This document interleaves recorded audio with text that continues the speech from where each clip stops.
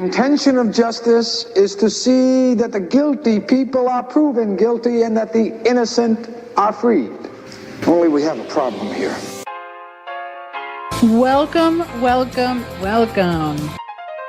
We are taking a look at this case from a psychological perspective. Fun. Everybody was having a good time.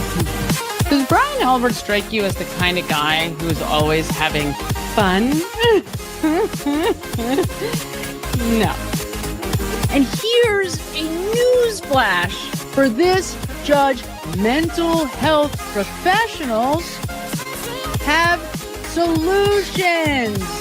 They made an arrest. I got the guy for Danny. It was like a mix between sadness and anger, because that's the moment for him when he really started to believe that his mother was involved. The only corresponding records in the other databases are from previous days. There is a huge psychological component to what was going on here. And according to this group, Brian Albert Jr. gets like the most celebrated birthday hour of anybody ever. Like every 30 seconds, someone's like, happy birthday! Right? She's trying to lump Colin into that earlier group. Somebody jumps in as a journalist, draws attention to it, in a light that is not good for the prosecution. I mean, and there are serious allegations of corruption in the DA's office and the state police. Oh my God, it's not like his 21st birthday.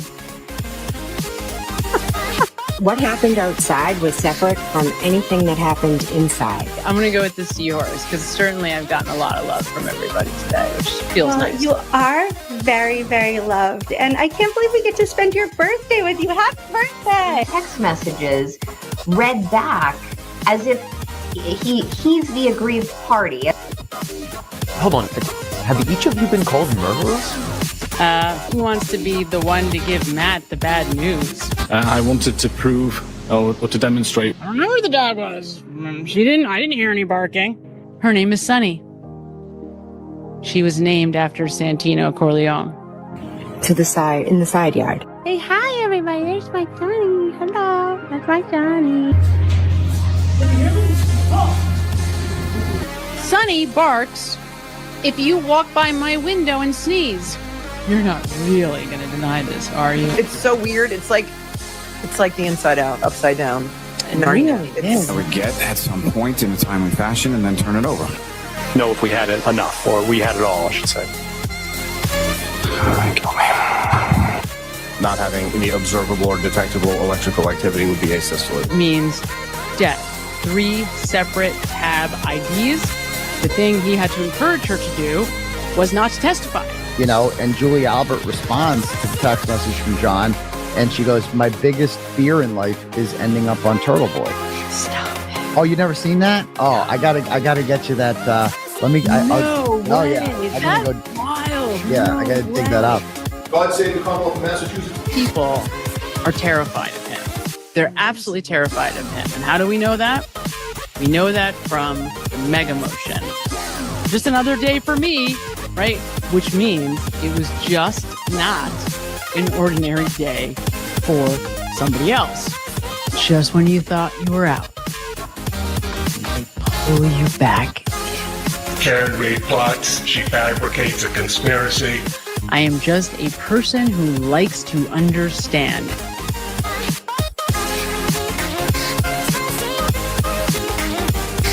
That's going to increase the likelihood that we're going to take some action. Here she is.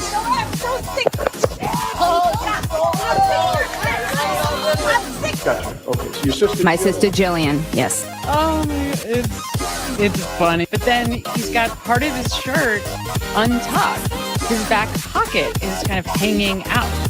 He has to buy that. So, he has to buy that. So. And showing solidarity, you can see them there. It's about getting justice for John O'Keefe. There clearly is an issue of integrity. How dare they? Justice for all. Only we have a problem here. Welcome. This is the I Don't Belong Here show, and I am your host, Samantha Beningo. I am a behavioral scientist, a career psychotherapist, a sixth-year PhD candidate in clinical psychology, a master's level psychologist and counselor. And welcome, everybody. Hi, guys. Oh, it's so nice to see you all. I've missed you. Happy New Year officially to everybody. It's so nice to be here with you. Unfortunately, I am out in Hollywood for a school residency, so I am not in my normal cozy space with you all. We may have some technical tweaks because I'm on a different computer, a smaller laptop, and with a weird mic that keeps unplugging. But hopefully we'll get through that. I trust that we'll figure it out. And thank you to so many of you. I see so many of you thanking me or congratulating me on my engagement. And I appreciate it so much. Yeah, it's been a wild ride. I was completely surprised. Like, I knew it was coming. I had no idea it was coming on Christmas. He completely fooled me. He made me absolutely believe that it was not going to happen until after New Year's. So I was shocked, truly shocked. So yeah, it was a wonderful holiday season. I sincerely hope that everybody had a lovely holiday and that you are easing into 2026 so far. And today, it was interesting. I wanted to do something kind of New Year's-y, and in my life and in my history as a mental health professional, I used to hold, different events for clients on New Year's, all types of things from like mindfulness exercises to yoga workshops and to everything in between.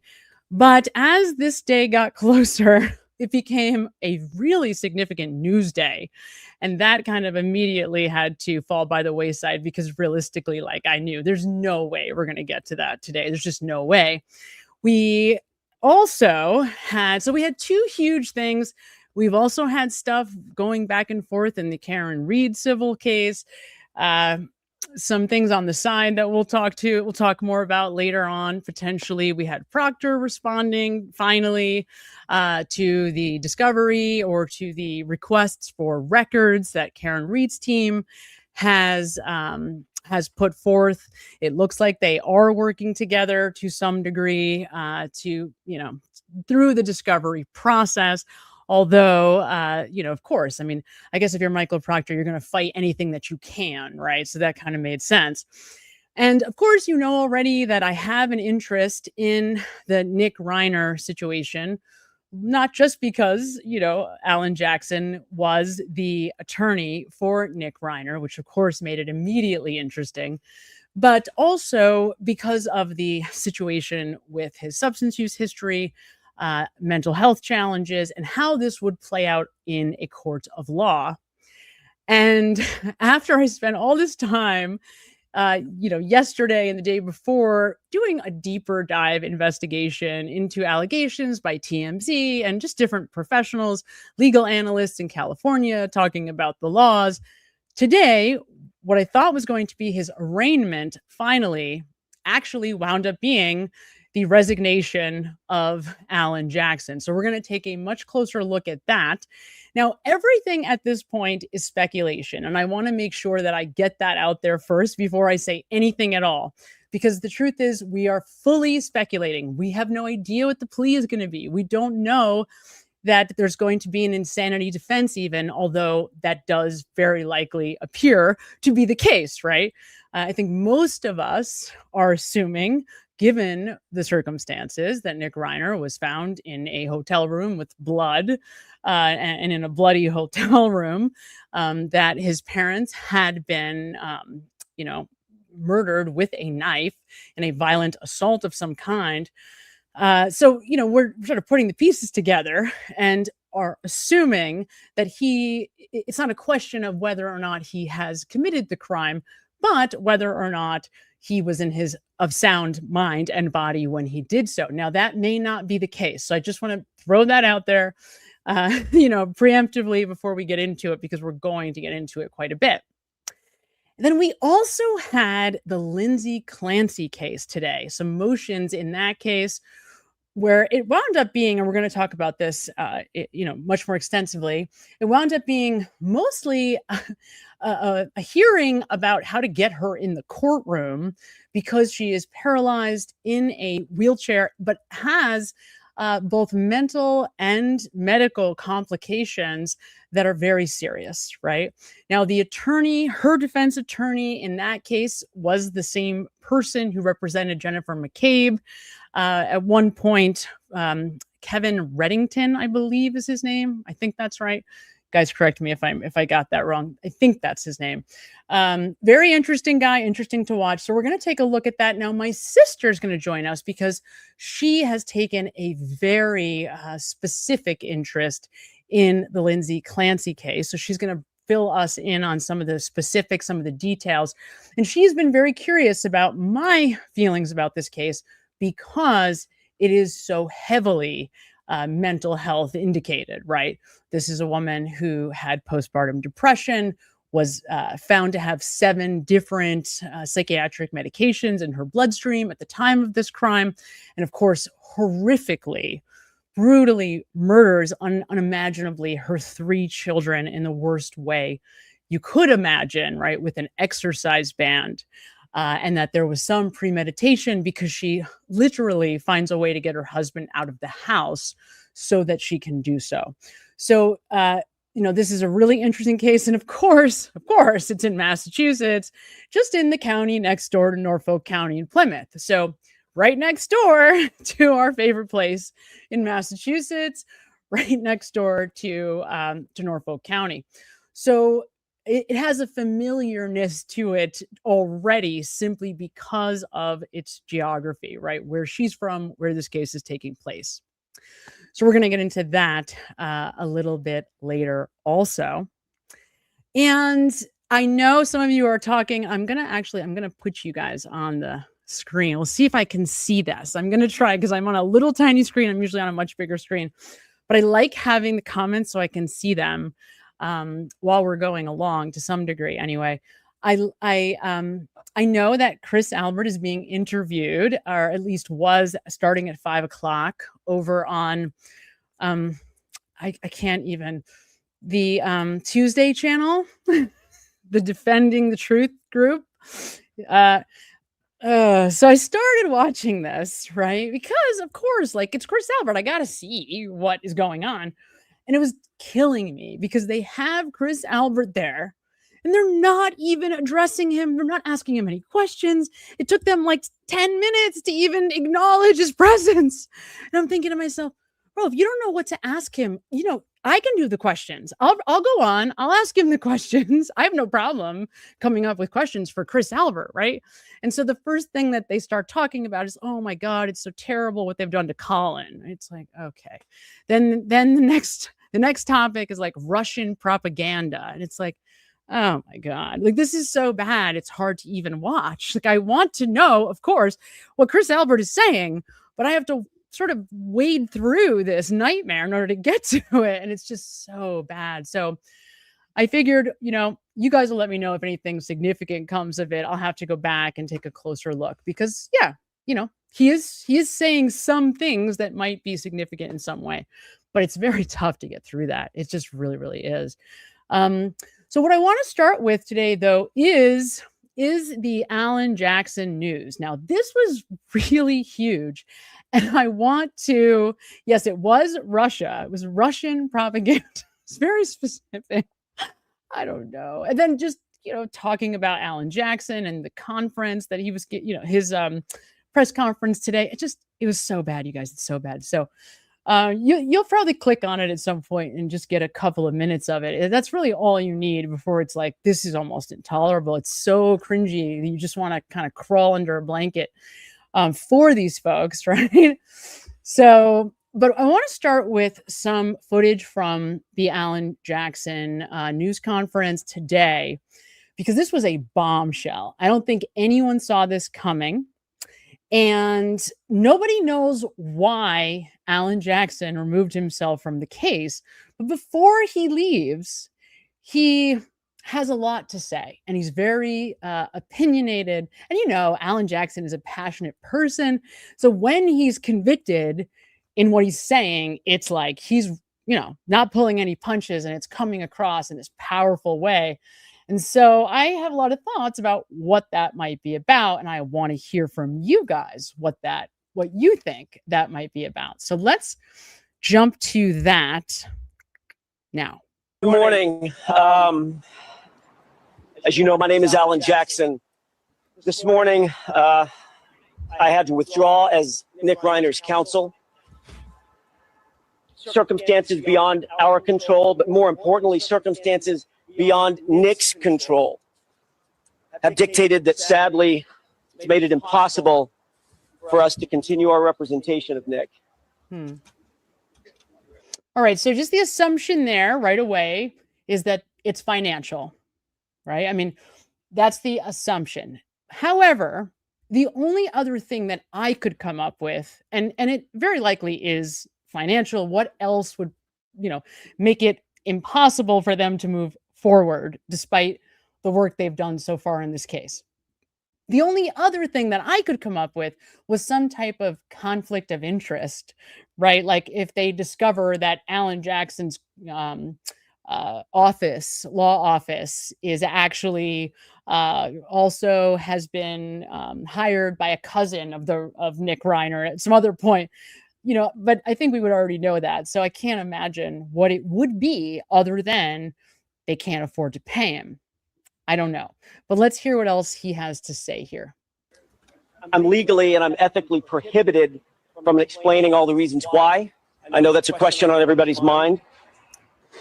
We expect the public defender to step in. They've already been appointed. And yeah, I see you guys. I see both Amy La and I see Ginny saying, well, unless he thinks he can't win. And we're going to talk about that. You're absolutely right. 100%. Very capably protect Nick Reiner's interests as he moves forward through the system. But be clear, be very, very clear about this. My team and I remain deeply, deeply committed to Nick Reiner and to his best interests. In fact, we know, we're not just convinced, we know that the legal process will reveal the true facts of the circumstances surrounding this case, Nick's case. A lot's been printed of late, over the last 3 weeks. A lot has been printed about Nick, printed about his family, printed about the circumstances. Speculation is in print. On December 15th, in the early morning hours, I was in New York at the time, and I got a call. Me and my team, we dropped everything. And for the last 3 weeks, we've devoted literally every waking hour to protecting Nick and his interests. We've investigated this matter top to bottom, back to front.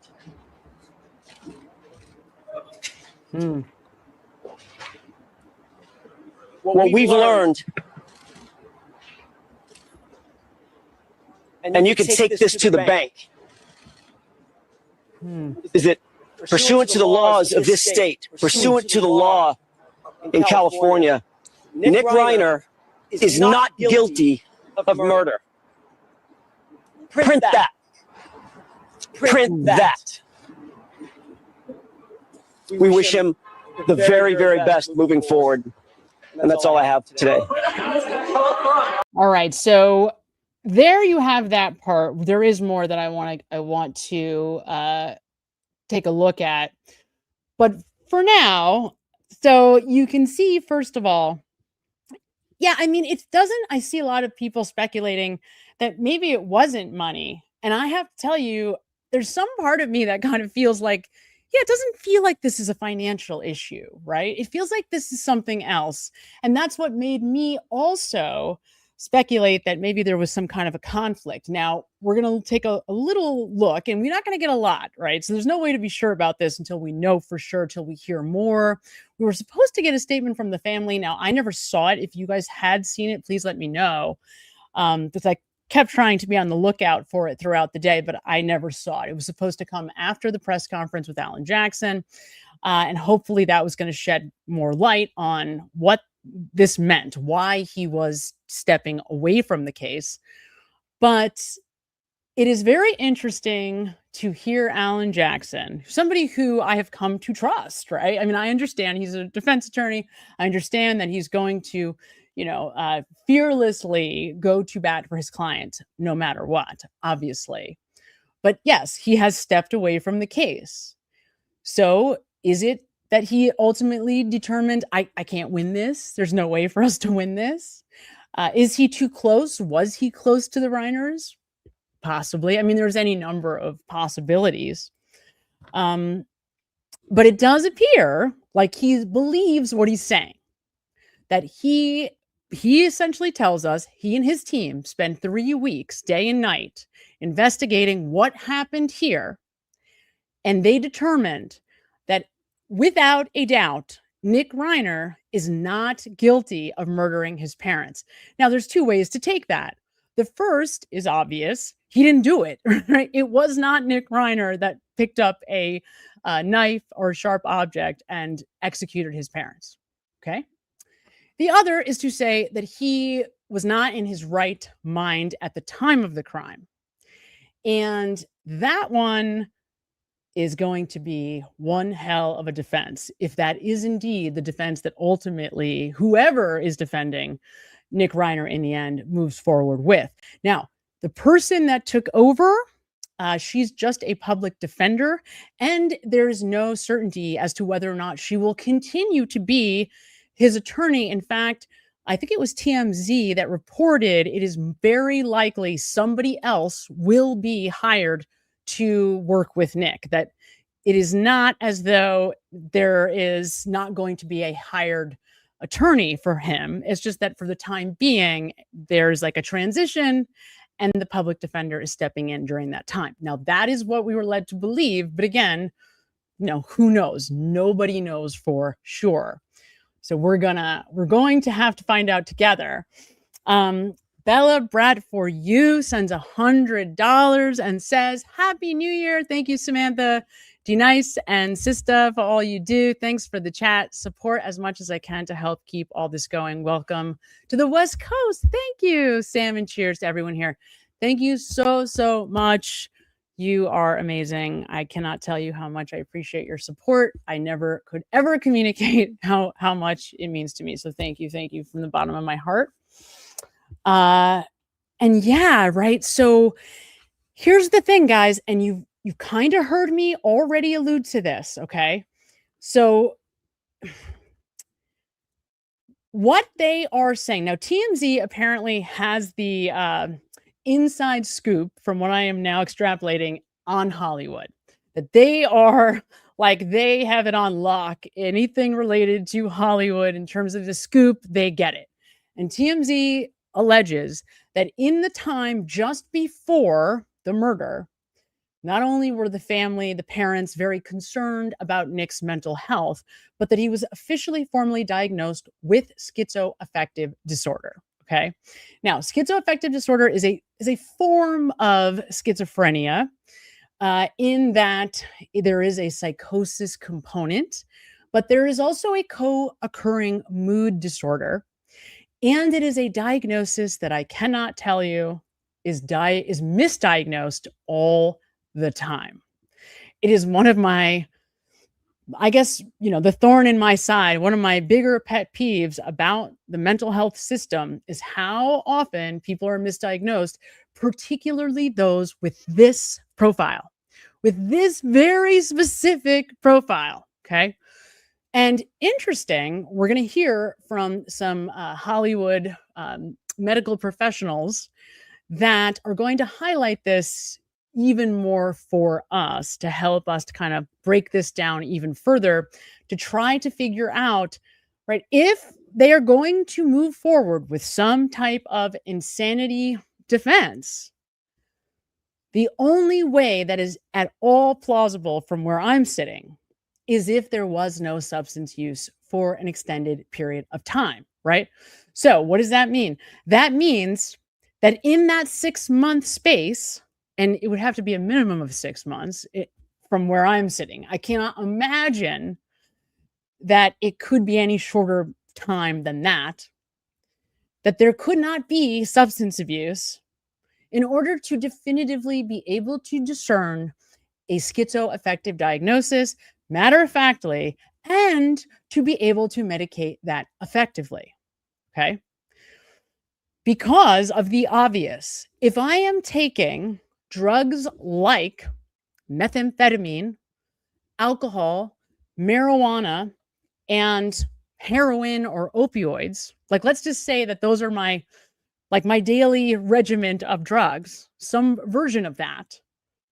Okay, well, yeah, if any one of us starts doing that for any length of time at all, and then I take them away, or I don't take them away, but we go to a psychiatrist and we give them the list of our symptoms, well, certainly we could all walk away with a schizoaffective diagnosis, particularly if that professional is not savvy on substance use disorders. And here is one of the biggest problems, you guys, in mental health.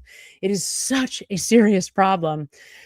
Most mental health professionals, much like medical doctors, they specialize, right? So like if you break your leg, you're going to go to a medical doctor that can treat that. You're not going to go to a cancer specialist, right? You're not going to go to a brain neurologist, right? You're not going to go to a doctor that doesn't know what to do for whatever your specific ailment is.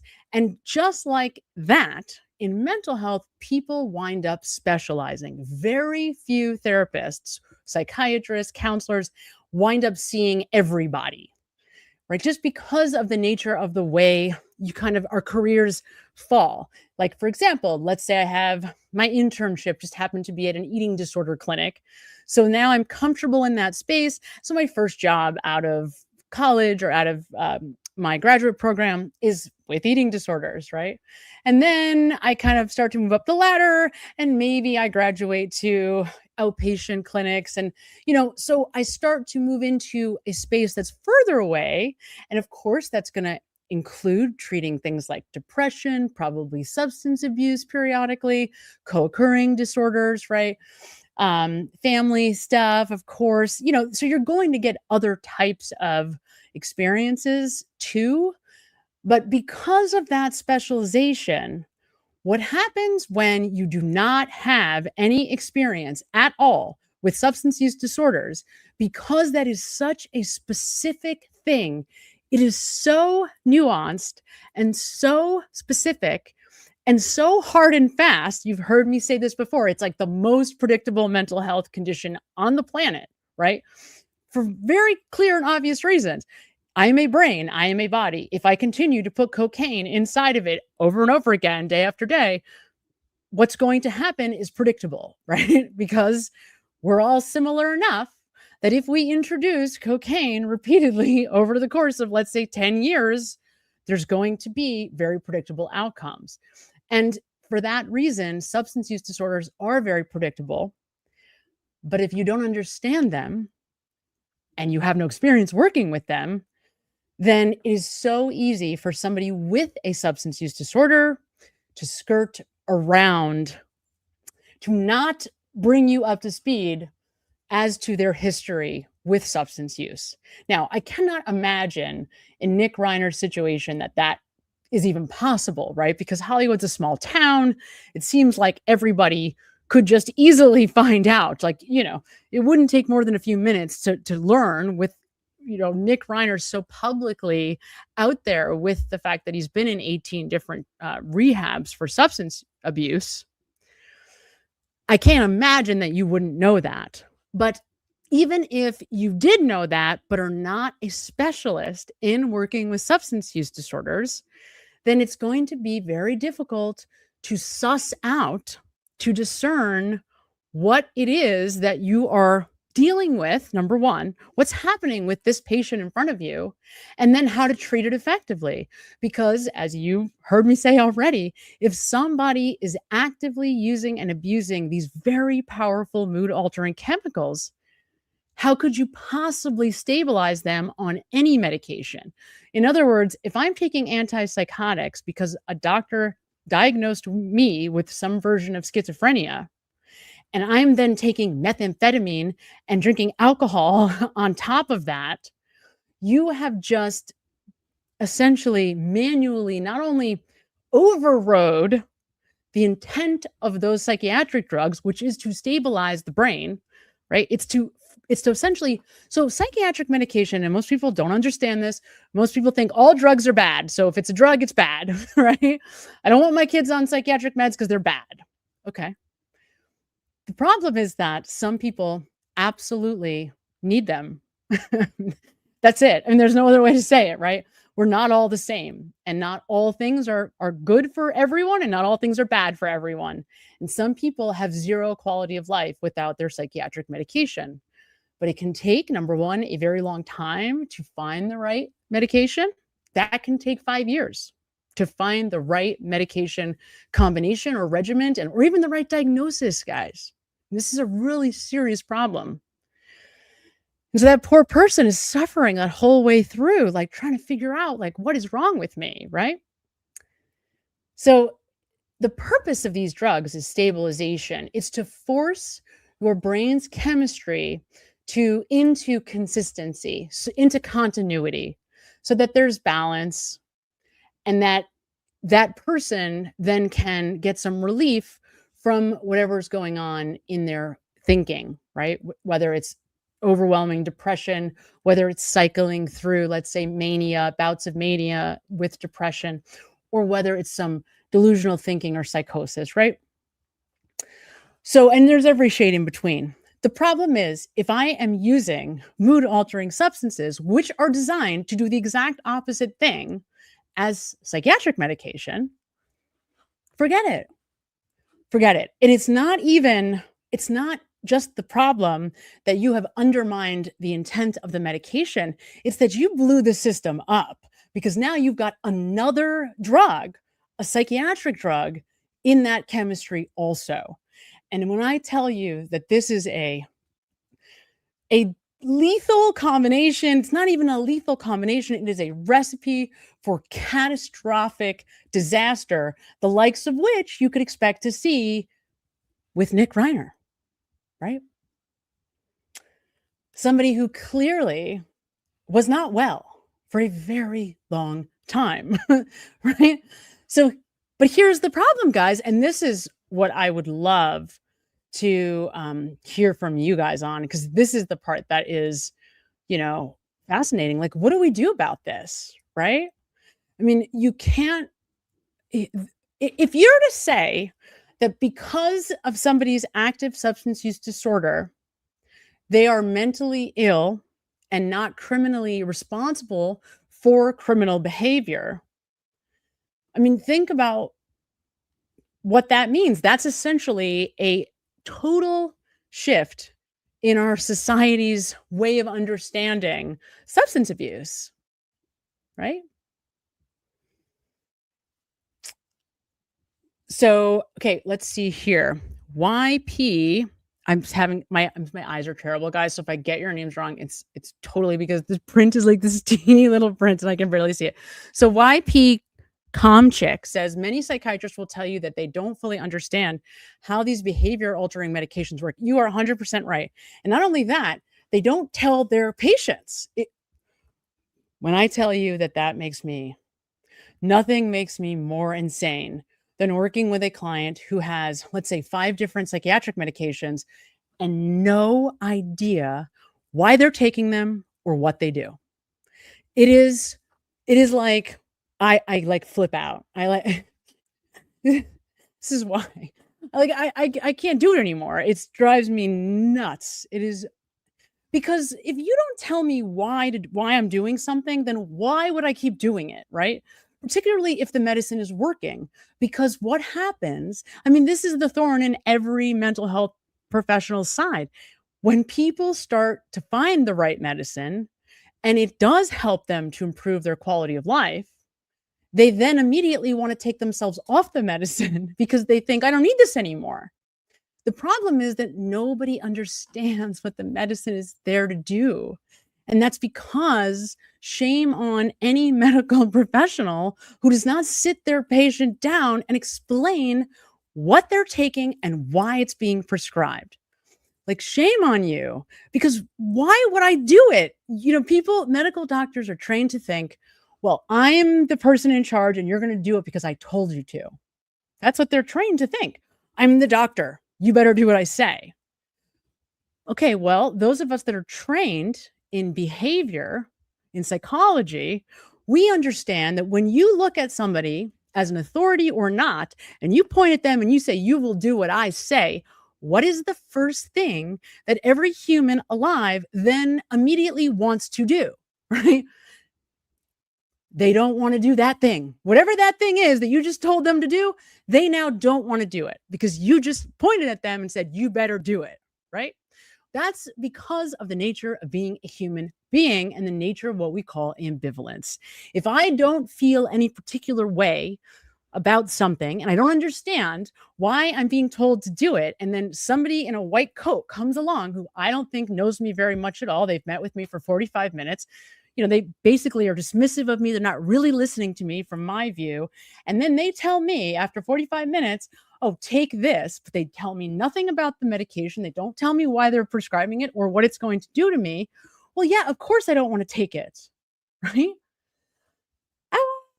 Oh my God, it drives me nuts. So yeah, you're absolutely right. Because part of it is that most people don't know what these medications are doing. That's part of it. And part of it is that medication that works really well for some of your clients, right? Let's say a medication like trazodone, which is very commonly prescribed in substance use disorders in early recovery for people for sleep, right? Because it's non-habit forming. You can give enormous doses of it without any risk of that person overdosing or taking too much or getting high off of it. And it also works as a mild antidepressant. So it helps them to sleep when they're in early recovery or experiencing mild withdrawal symptoms. And so you take a drug like trazodone, some people it might work really well for. Others might have an adverse reaction where they could have side effects that are extremely rare, but nonetheless, the direct result of that medication. So it's very personalized, these medications. And trying to do like a one-size-fits-all approach is never going to work, number one. And then number two, it's true that sometimes people need a combination of psychiatric medications, but that process is laborious.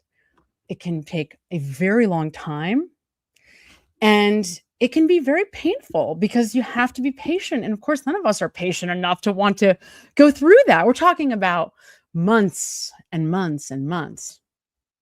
Now, the upside is if you are working with someone who does find the right medication and is taking it as prescribed, their entire lives, not by itself, with, of course, psychological support, with therapeutic support, their lives can completely change. I'm talking about somebody who could be literally homeless on the street, so mentally ill they cannot carry a conversation 90% of the time, to somebody who's in school for law. Right? I mean, I've been known to say, and when I will also tell you, full disclosure, when I first got into the field, I was so against medication. I thought meds are bad, right? And that's because I was, came out of the drug subculture where, drugs are all good or all bad, right? But then I got my ass handed to me as a mental health professional many times over and learned, okay, no, I'm wrong, right? There's just not a one size fits all for anything. And in some cases, psychiatric medication is one of the best inventions of the modern age. Literally the difference between homelessness and having a family, a healthy family, healthy relationships, a career, a satisfying career, a full life. So, it's not a one size fits all approach. The problem is, however, that there's a lot of variability, that these medications are often, they're very powerful. And as you pointed out, not everybody understands them, right? And my God, just like there are bad car mechanics, and just like there are bad landscapers, and just like there are, shoddy doctors, there are horrible mental health professionals that just have no business doing this work and have no business being able to write prescriptions and have no business being able to diagnose, right? Just like anything else. And that is what I think we are likely to see more of with both the Nick Reiner case and with the Lindsay Clancy case. My guess is, assuming that the Reiner defense winds up being some type of insanity defense, it is very likely that you're going to have all these mental health professionals dragged in, because in Nick Reiner's case, right, he started rehab when he was 15 and he's 32. So think about that. There are medical records from a minimum of 18 different facilities. 18. That is insane. That is insane, you guys. I can't even explain. That's 18 different sets of mental health teams looking at this case, putting their 2 cents in, trying to come up with the diagnostic picture correctly, coming up with different medication recommendations, right? Different treatment interventions. So we're going to get a real schooling on mental health here because of how much, right? How much just undocumented records we have with this case. If again, as I said, if assuming there is going to be an insanity defense, because look, he doesn't look well. I mean, I think we can all see why he would be given a mental health diagnosis. The problem is, if you are using these very, very powerful mood-altering chemicals, then you are going to produce a mental health diagnosis on paper that is not discernible from a mental health diagnosis. Correct? Does that make sense? Everybody following what I'm saying there, right? And this is a real problem. Like, I mean, I can't even tell you how many parents I've had this conversation with over the years. But they're like, but Sam, my son was given a borderline personality diagnosis when he was 16. Okay, well, was he using drugs? Oh, yeah, he'd been using drugs for 3 years already. Okay, well, then we don't actually know whether or not he has a borderline personality because he's been using drugs. So on paper, they're not discernible. Can't tell them apart. Yeah. Right, because think about, Clayton John, exactly. Think about what you're doing when you put drugs in your body, right? Like, you are literally manually altering the chemistry that makes you you. The chemistry that makes you laugh, the chemistry that makes you hungry, the chemistry that makes you sleepy, the chemistry that makes you want to have sex, the chemistry that makes you want to have a career, want to have a future, want to have a family, want to make money, right? Want to not make money, not want to get out of bed. So all of the chemistry that makes you you is exactly the chemistry that you are changing when you take drugs of abuse. And because they're common, because, like, you might grow up in a household like I did where people drink alcohol, like socially, right? Thanksgiving, alcohol is different types of alcohol are a big part of the day, right? People like their single malts, right? After Thanksgiving dinner, or they like their specific types of wine or whatever. And if you grow up in that, then you don't register like, okay, alcohol is a mood altering substance that is actually changing my physiology because it's just normalized, right? But let me tell you, whether you know it or not, that is exactly what it's doing, right? And you're absolutely right. Yes, I want to say that I'm not suggesting at all, Jody, that drugs are bad, alcohol's bad. Believe me, right? I'm not suggesting that. What I'm suggesting, though, is if we are talking about the type of pervasive substance abuse that Nick Reiner admits, that he himself has admitted to partaking in, I mean, of course you're going to have very poor mental health. This is somebody who it appears was already predisposed to mental health challenges as a young man. And that's, to be fair, Jody, that's probably why he was attracted to substances, because yeah, they are attractive. I mean, they help you to feel better. They do. It's just that it's not a sustainable solution. It's that over time, if you do not find some other way to feel better, if you're always looking to something on the outside, and that's what drugs, when you're in a pattern of substance use and abuse, you essentially train yourself without realizing it to turn to something outside as a way to feel better all the time. So whether it's a drink that'll make you feel better, or Netflix, or going to the fridge and eating ice cream, or getting a new partner, dating, whatever, you sort of become dependent on stuff outside of you to change how you feel in any moment. And that's the problem. Because what it does is, you don't realize it, but you're giving up your control. You're giving up your ability at any moment to decide to feel better, to focus elsewhere, to learn how, because just like everything else that humans do, we have to learn how to feel better.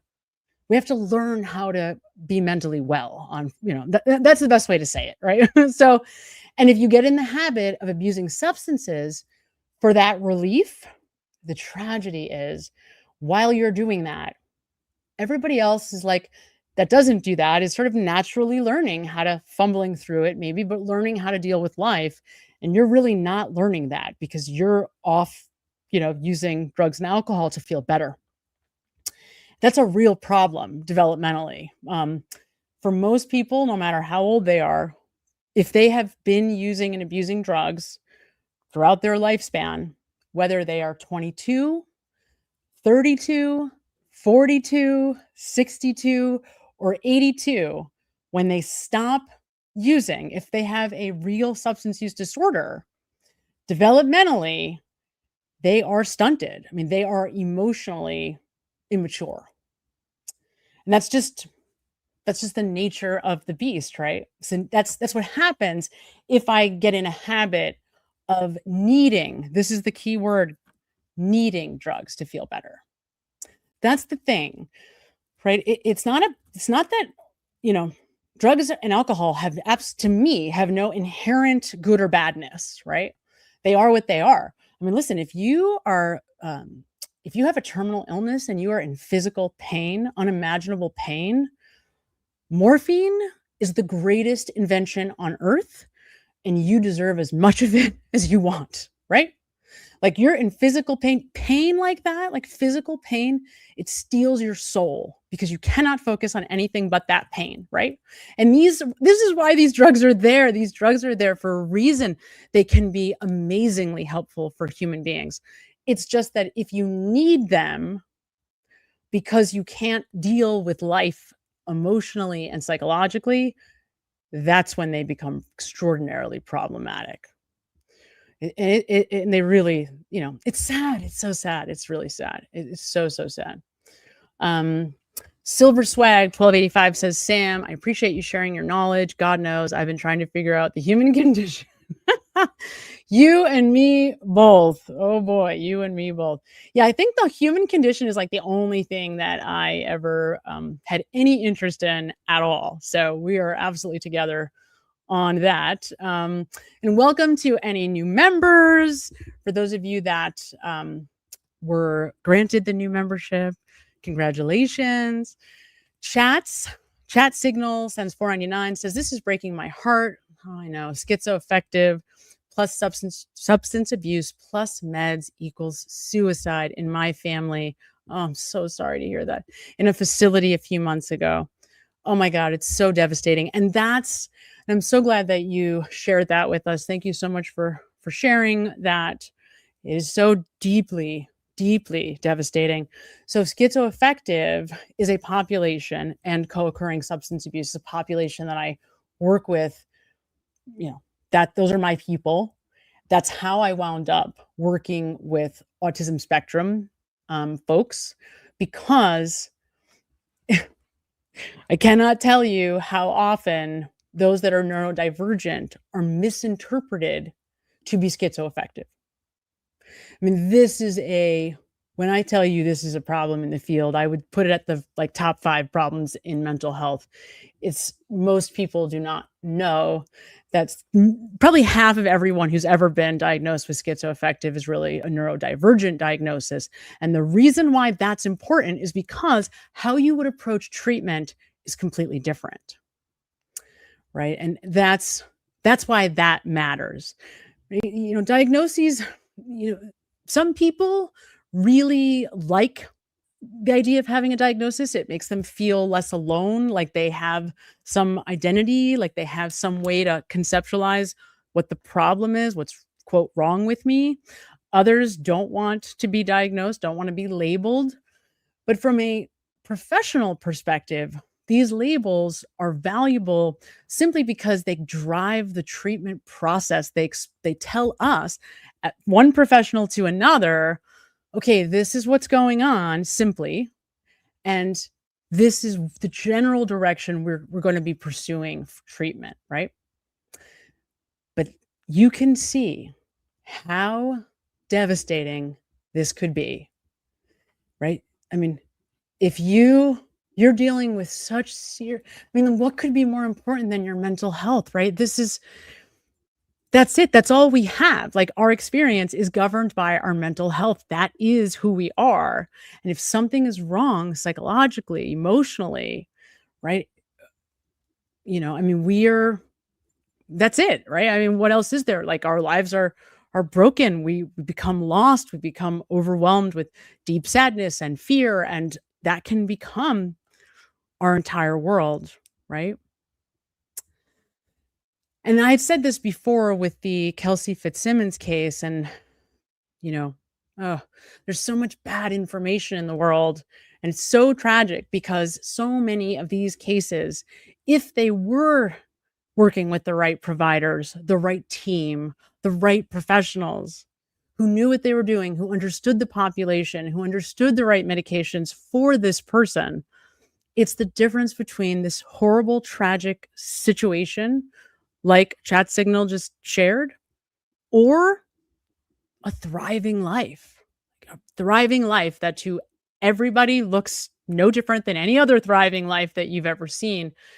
So it's devastating. It's devastating.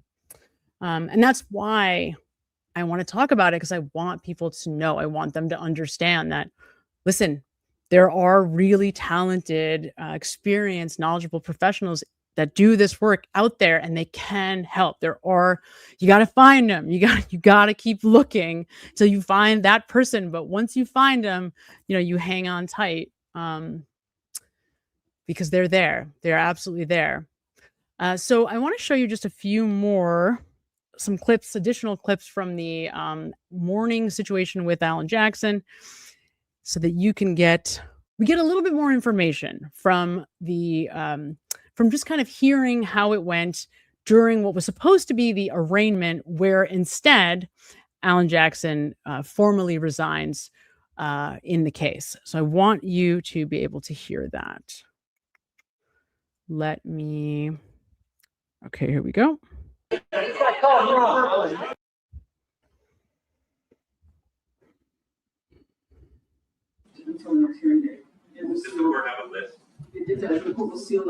it's very hard to hear this first part.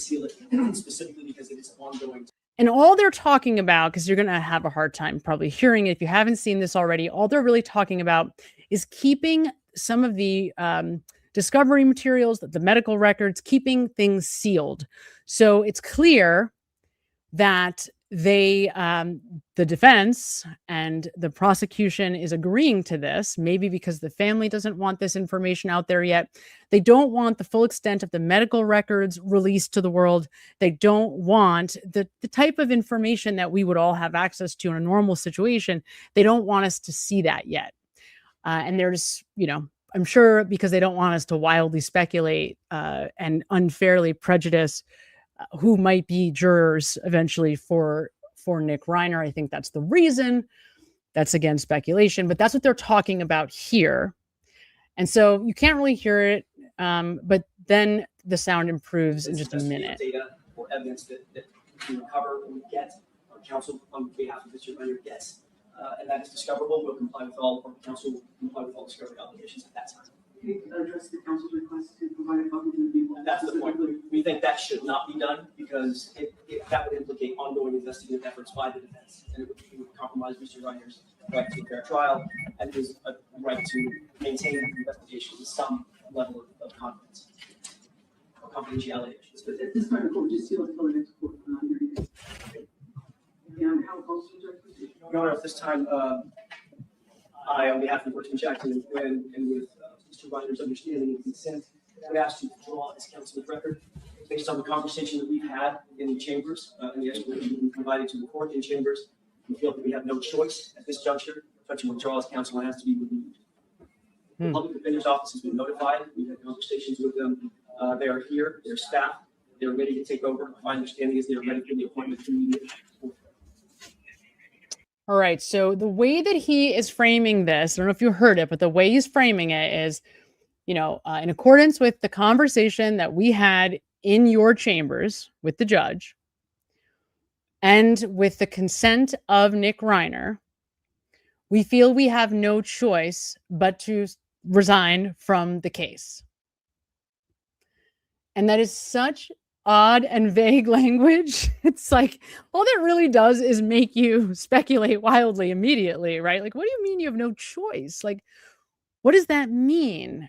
That doesn't seem to like, for example, if this was a financial situation, right? I feel like that's not the language you would use. Maybe it is, but I'm just trying to put myself in his shoes. And I'm thinking, if this was a financial circumstance where he wasn't going to be able to pay, I just don't think that this is how I would approach this this conversation. I feel like I would approach this so differently. So yeah, some people do. I mean, right. And that's the thing. That's the thing, Michael, 6674. Yeah. Some people are just like, yeah, duh. He can't work for free.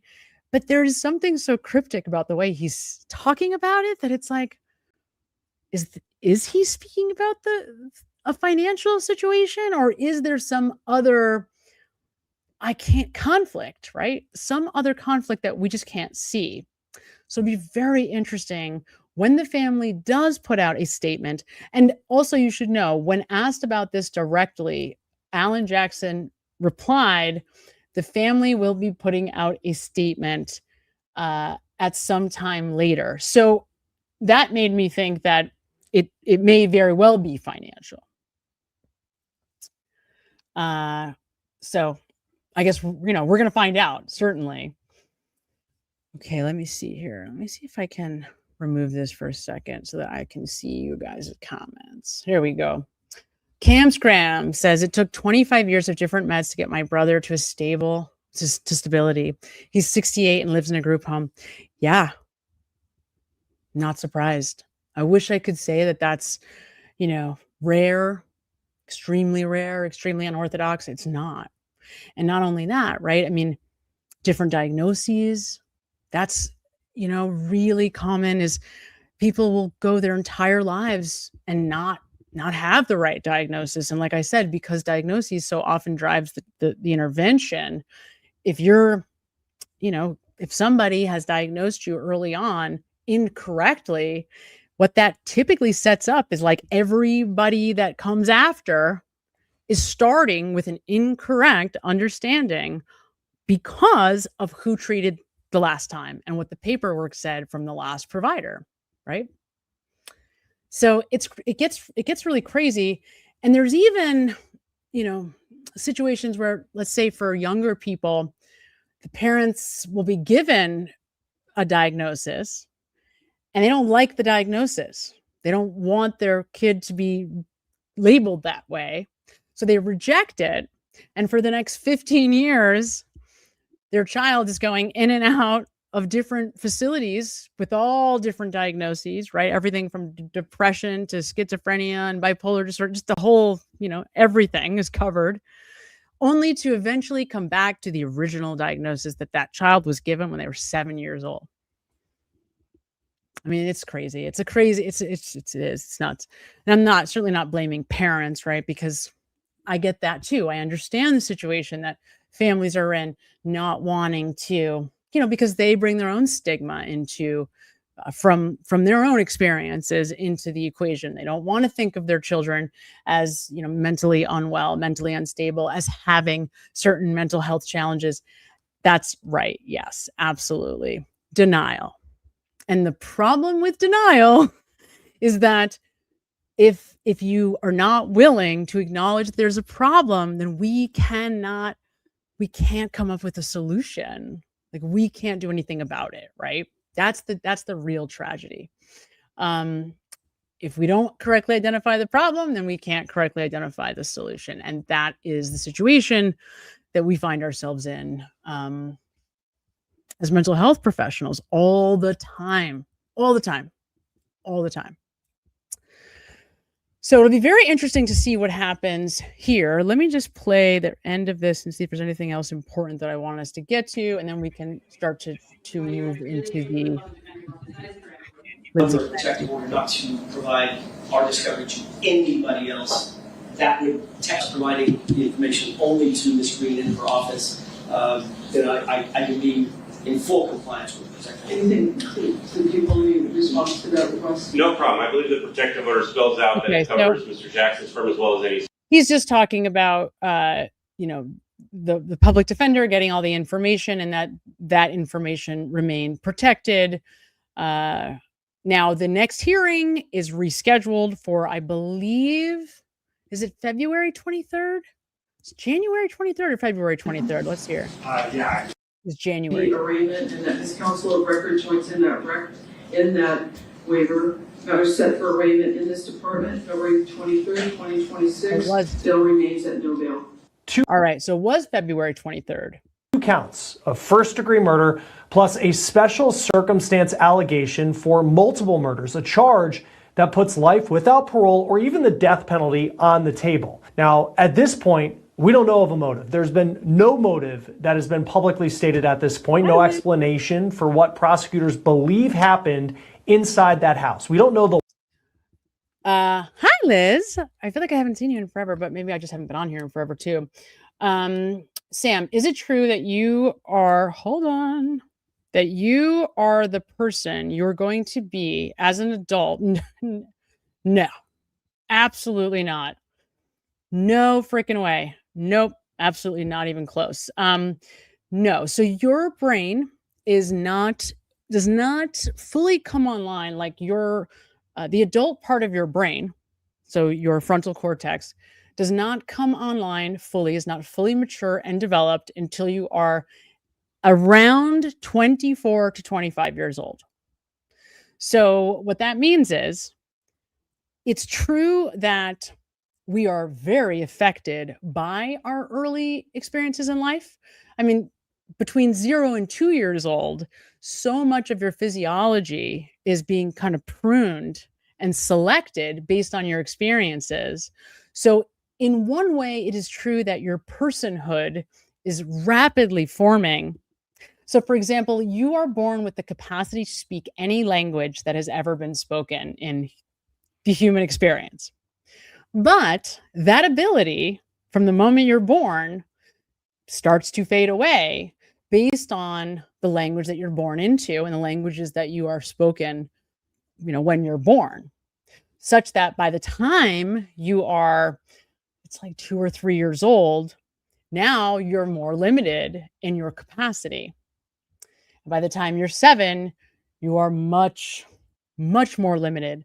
And if no one ever spoke to you, right? So if you never learned language, then it becomes impossible to learn after a certain point, right? So it's true that you are incredibly impacted by your early experiences in ways that are impossible to even fathom.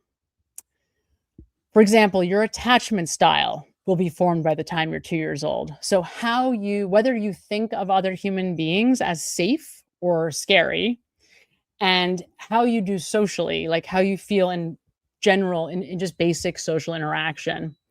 That will all be established by the time you're probably 2 years old, but it will change throughout the course of your lifespan, given the choices you make, the circumstances that you put yourself in. So it's funny because some people believe, okay, humans can't change, right? Once you are who you are, that's it. You're that way forever. Now, that is, of course, absolutely not true at all. It is just false, right? I mean, you are, there's something called neurogenesis. You are malleable. It's an adaptive system, your brain. It is constantly reacting to the pressure that you're putting on it. So it is changing always as much as it is staying the same.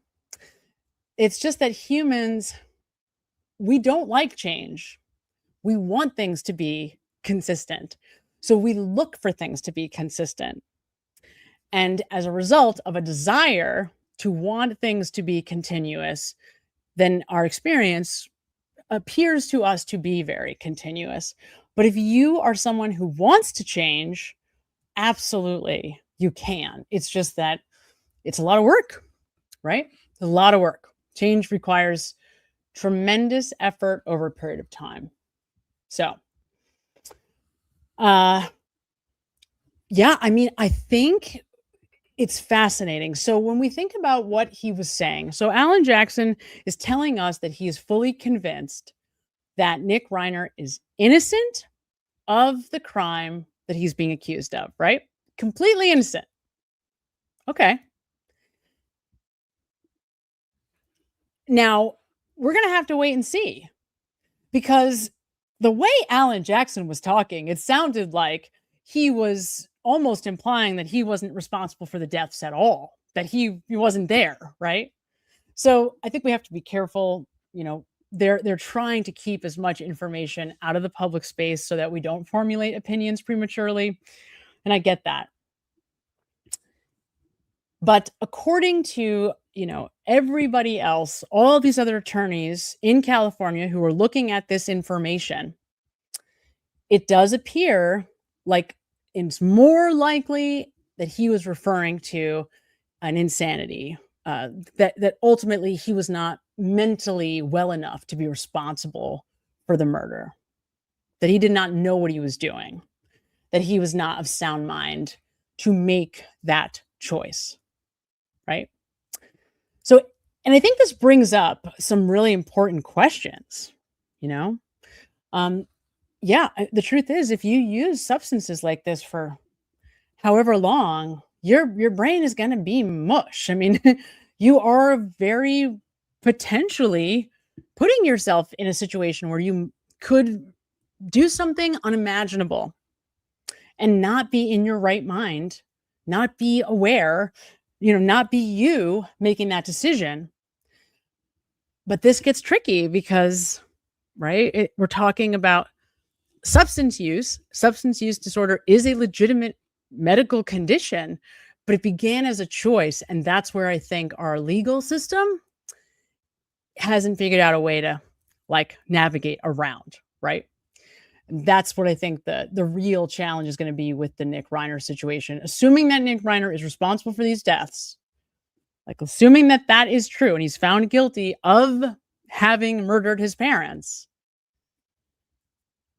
I think we're going to have a real problem with, the significance of this case going forward. It could have a very serious long-term effect on the legal system by opening the door to the possibility that under certain conditions, somebody who is substance use disordered and has a co-occurring mental illness could be ultimately could be insane at the time of their crime, right?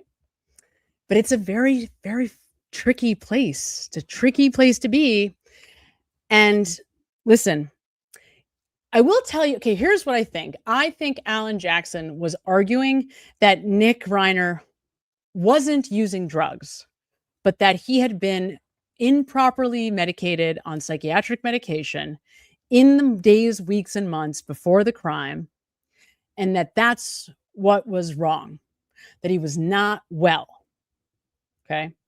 That is what I think Alan Jackson is saying, that they investigated.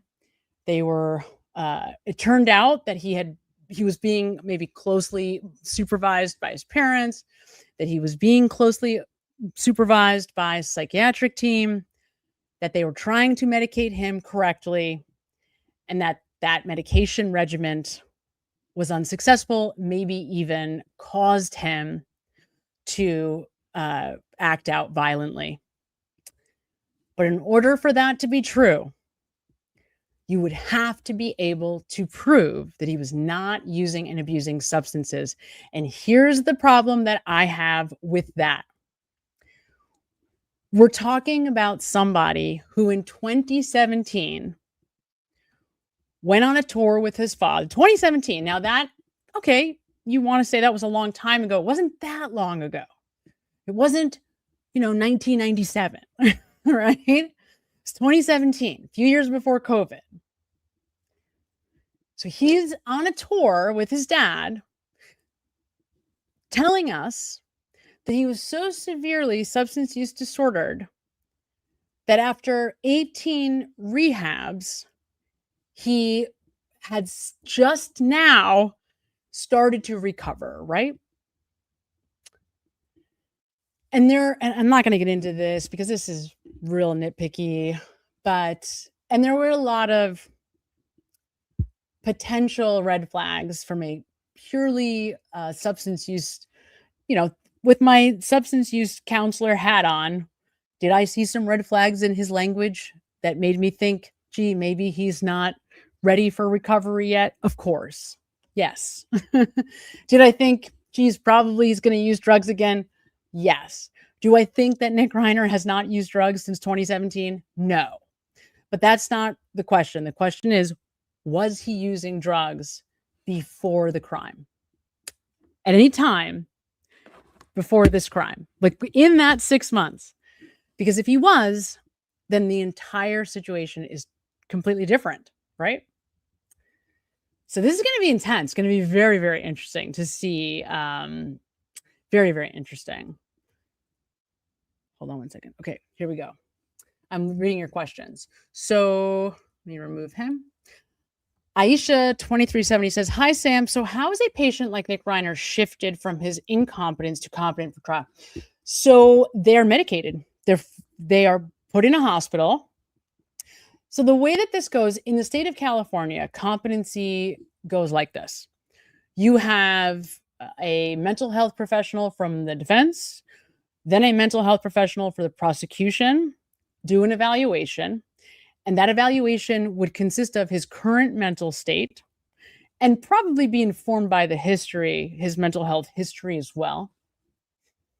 They would then, if those two professionals do not agree about his level of competency, then the judge or the judge would bring in another mental health professional to make the ultimate decision.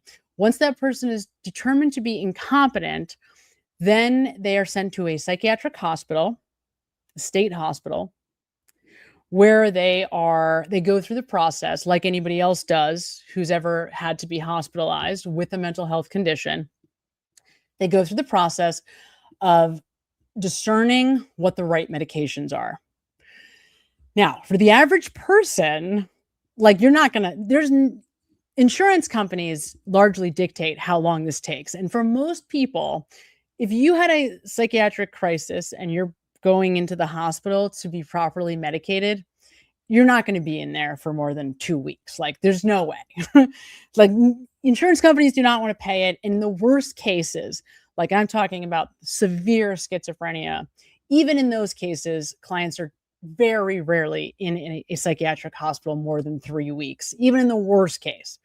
So it is unlikely in real life that someone is going to be, they try to, essentially what I mean is they're going to try to stabilize you on medicine, but they're going to try to do it as quickly as possible. The way that it sounds in the state of California is that once somebody is found to be incompetent, that time that it takes for that person to be found to be competent can vary wildly, right? Almost sounds like, how good is your defense lawyer, right? Because their goal is like kick the can down the road as far as possible. So it sounds like some people have been, incompetent for years while they were, allegedly in a hospital trying to be properly medicated, right? So it varies, but ultimately what that means is, this is truly what it means. It means that a doctor is looking at your history based on the diagnosis they come up with, giving you medication. They're observing you to see what that medication does and how you feel. They're watching you, they're getting your feedback about how you feel, and then they're either moving forward, try to get that medication up to a therapeutic dose, or moving in a different direction. And that's ultimately what the process looks like. And it literally can go on. I mean, in real life, once somebody's out of a hospital, that process can go on for years. As somebody else was sharing, they did that for did that with their loved one for 25 years. So that process goes on outpatient all the time. And so hopefully that answers that question. But in terms of whether somebody's competent or not, it depends on whether the hospital is able to, the doctors treating them at the hospital are able to balance their neurochemistry ultimately with medication. And that's really what it comes down to. And it varies wildly because it depends on the person. It depends on their diagnosis. It depends on probably their defense attorney just as much as anything else, how much money they have to spend on a defense attorney, which is so sad to say, but nonetheless true. I think we have my sister here. How exciting. Okay, let's see. Wait, Sissy, I'm going to try to find you. Hold on. I know you're here. All right, hold on. There she is. Hello. Can you hear me? Can you hear me? Oh, yes, we have you. Yay! Yes. Hi, sis. How are you? Hi, everybody. We're so happy to see be you. back. I know it's been a minute. Are you in It's been a minute. California right now? I am in California. This Oh is my God. What ugly is the hotel weather, room. sis? Tell me. What is the temperature right now outside? I don't, probably like 65, 70. Yeah. I know.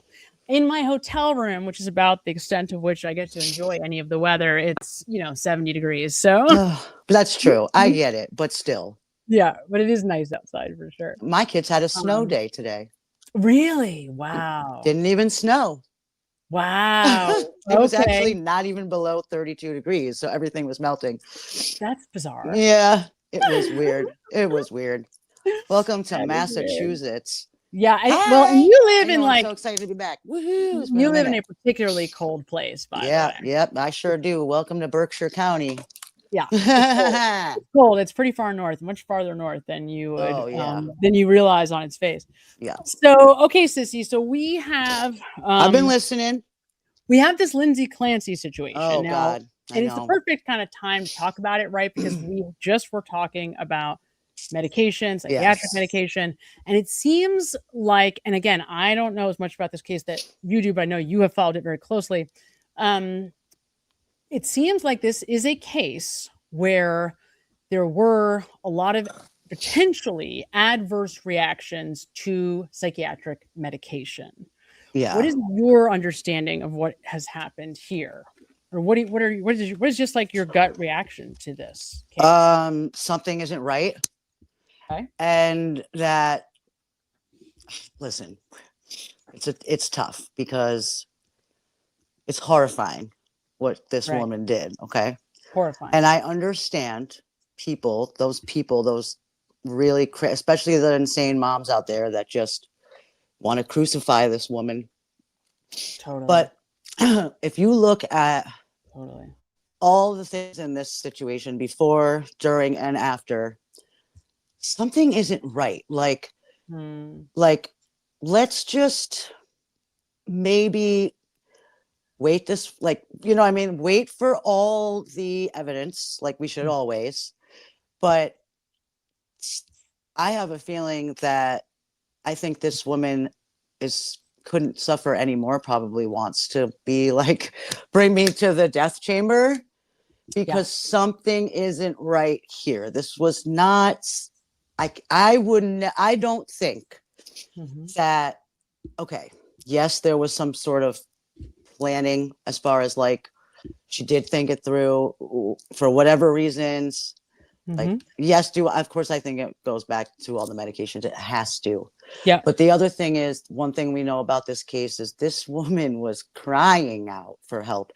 She did way more than most moms would. And I can tell you, it's because it's very scary, you know, as moms to admit anything, to come forward and openly say, you know,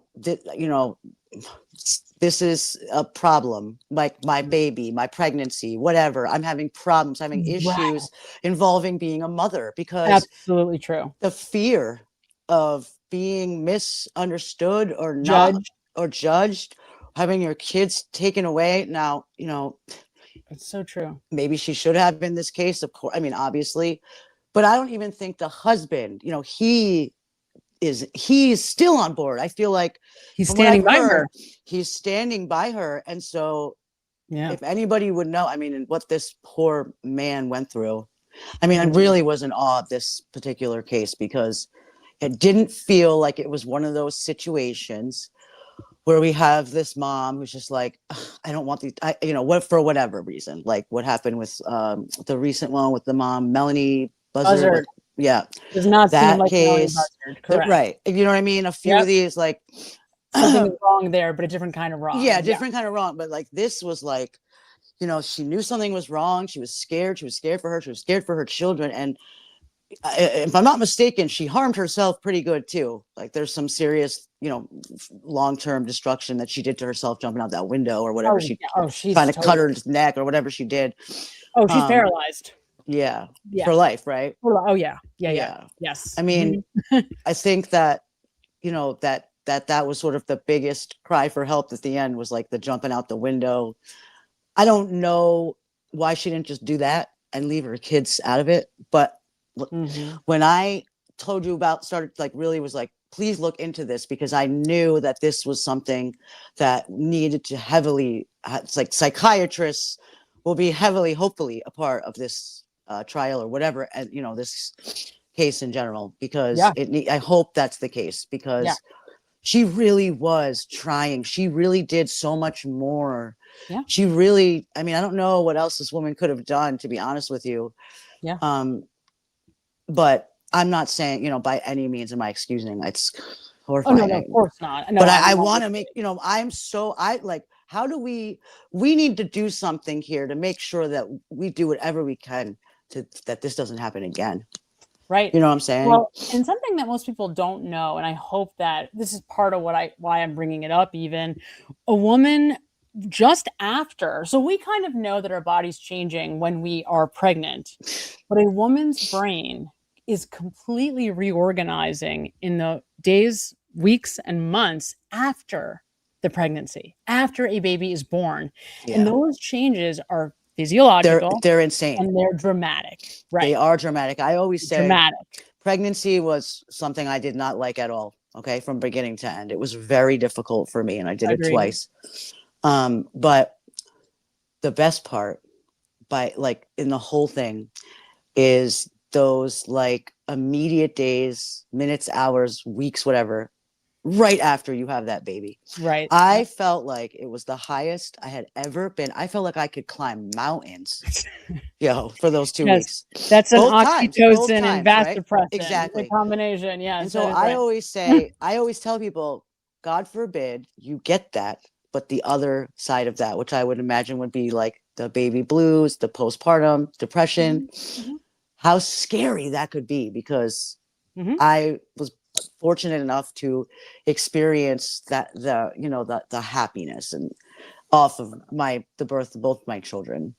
And I always talk about that because I was so miserable for 9 months from day one for both. I was sick every day for the first part. Yeah.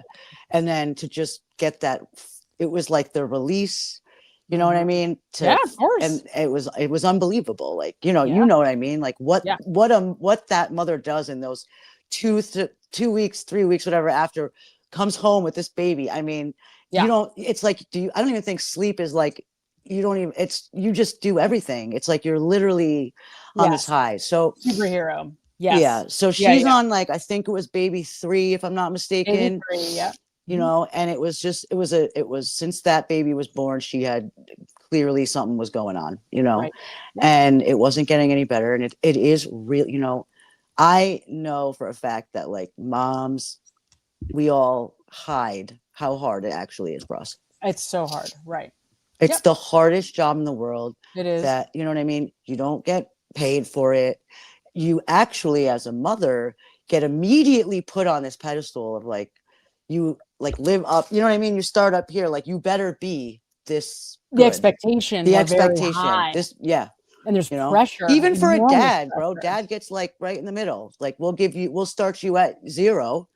You know what I mean? Yes. And hope for the best. Pressure on them. Yeah. Right. But moms, yeah. you really, and I, you know, it is hard, but I just couldn't imagine what it must, like, how do you even get to a place where you do something? And they seem like she was a beautiful woman. She had a husband that loved her. Happy. She had everything that I would wish I had. Right. You know what I'm saying? Maybe I'm not trying to live in Dedham, but whatever, wherever they live. But right. No, right. I mean, right, get 3 beautiful, over. healthy kids. Right. Yes. Yeah. Right. Where was this again? I forget. I did know exactly. It's the town, in I can't remember. It's not Dedham. No. It's close though. It's close. I mean, it's in Plymouth County. It is close. I know the town. Like, I feel like, to be honest with you, I feel like Lindsay Clancy and Karen Reed could have been friends. They look like they would have hung out. Well, they're not far away. You know what I'm saying? Like, my point is just Duxbury. that's right, Duxbury. Yes. So, you know, this one in particular really has, like, I like, hasn't once they did sort of like the release on, oh, this is the story, I really haven't heard much more recently. Obviously, like, there's so much going now with these back. Now we got this couple in Ohio that just got murdered, the dentist, man. Mm-hmm. Yeah. You know, but this case is always something. So they have the case is going to go forward. This came out today during the hearing. Is officially going to happen in July. The judge was very persistent about it. Okay. There's going to be a trial, and it's going to be in July. The concern is that she is so unwell mentally and physically that first of all, they don't know how they're going to get her there because of the expense, the travel, the wheelchair, and then she needs 2 nurses because of her, like, medical problems because of her paralysis. So, I mean, and this is kind of what her attorney was standing up and arguing. How are we going to make this happen? But he's insisting that she be live and not on Zoom. So the judge is saying, well, we're going to have to figure it out. But you have, of course, they want her live in there in that wheelchair and that horrible. Well, that's right. Exactly. I just really hope that, you know, people, I know this is so hard to say, but, you know, don't be so hard on her character quite yet. You know what I'm saying? Right. Yeah. Something tells me that she's the last person that she's probably living in absolute hell. Yeah, right now. I think she is. And the thing that most people, so postpartum depression is it's completely consuming. If you've ever had any kind of depression, so because our emotions drive thoughts. Yep. And what happens is, actually, some people believe this is a survival adaptation, that when people get depressed, part of depression is removing yourself from other human beings. It's almost like a survival adaptation to not hurt the people you love, right? Yep. So as part of depression, you disconnect from everybody else and you withdraw, right? But if you have 3 babies who all are dependent on you, you cannot, right? Yeah. And then because you're feeding your own thoughts and mood drives thought, just gets worse and worse. And I could see that because on such a very small level, there are definitely times where I'm in a much kind of smaller. My depression, the most heavy one, rains on the weather. Seasonal. My kids know I hate this weather, and I am on a one-way train down south as soon as possible Right. with my children, and it really, really consumes me. I hate being cold, and there are days where I really suffer from it. And I maybe take it, like, maybe, I don't want to say I don't take it out on my kids, but I might show aggravation toward, you know what I mean? They are the only people around me. So you sort of like, of course they know. Yeah. And so I kind of, I don't want to say I understand. I would never understand that. I couldn't imagine that. Like, it breaks my heart, which is why I want to understand this more. And I feel for this lady, because there's no way that something went very wrong. And it's like, whoa, could that happen to me? Like, first of all, I wouldn't. I know a little bit. I'm fortunate enough to live the life I have. People like you and other people in our lives in the medical field, whether it be, Sure. So I know that there's no world where if a doctor tried to prescribe me all those medications, I would never take them all at once, ever, on any planet, ever. That's true too. Right. And no, so exactly. let's talk about the people that were prescribing her those medications. Right. And maybe those people need to be put on the stand. And I want to hear and understand why they thought that was a good idea. Well, and here's the thing. So I'm looking at, I have the 7 medications that were in her system.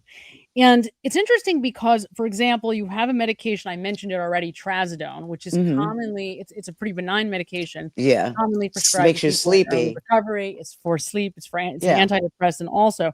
But then she's also taking a drug called Seroquel, which is also a common, worse drug, but it's an antipsychotic. It is also commonly prescribed for sleep. Okay, so all these at the same time. We're talking at the time of the incident.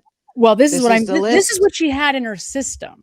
Oh, okay. So I don't know if these were being prescribed by one person or if she had these medications and was just sort of taking them. Right. This is what was in her system. Correct. Trazodone and Seroquel. So she had trazodone, Seroquel, hold on. Remeron, which is a very interesting drug. Yeah. So, Remeron is one that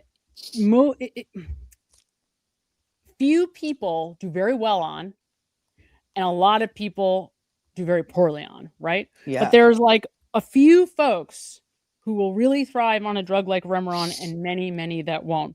The problem with this with 7 different medications is that you cannot discern. There's many things going on. So think of it this way. Let's say that you have a relationship. There's a one-to-one relationship, like it's me and you, right? We're in a relationship. So let's say I'm taking 2 drugs, a drug like Wellbutrin and then a drug like trazodone for sleep. You're taking trazodone, which will have one effect. You're taking the Wellbutrin, which will have one effect. But then there's a third effect that is going to occur as a result of the combination of those 2 drugs. And that's a separate thing. That's a third thing. Right. Now imagine if you add another drug. You see how this exponentiates. Yeah. So when you add 7 medications, it doesn't even matter what they are. 7 medications doesn't just mean 7 different actions. It means that there's interactions that are exponentiating the complexity and the problem. And this is somebody who was already depressed to the point of like suicidal ideation. Like you were saying, she was screaming and yelling, like pulling all the alarms. That's why she was on medications, right? Yeah. But unfortunately, but she didn't get the correct help. Like, I don't know, man.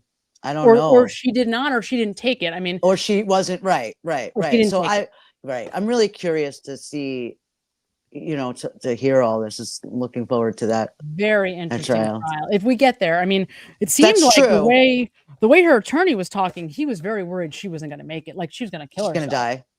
She was going to kill herself. Probably.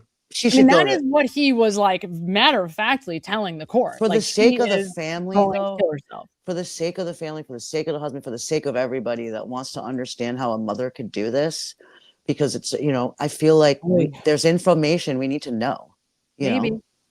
Maybe. It's absolutely horrible. I hope she doesn't just die and that's it and that's the end of it. And we, like this poor guy, I don't know. It's just really, really, really sad. And I really hope that that this does not, we can stop this type of thing from happening because it's real. Well, you're absolutely right. It's very allow real. These mothers to come forward and say, this is so hard for me, but I love my children. I don't want to, I don't want anything to happen to them. Like, I'm able to physically care for them. It's overwhelming, and I want to be able to talk about it and feel safe. And that is not that easy to do. Absolutely. I mean, to find it really isn't. This is the Lindsay, because somebody was asking. This is the Lindsay Clancy case. So the mother who had postpartum depression and murdered her 3 young children.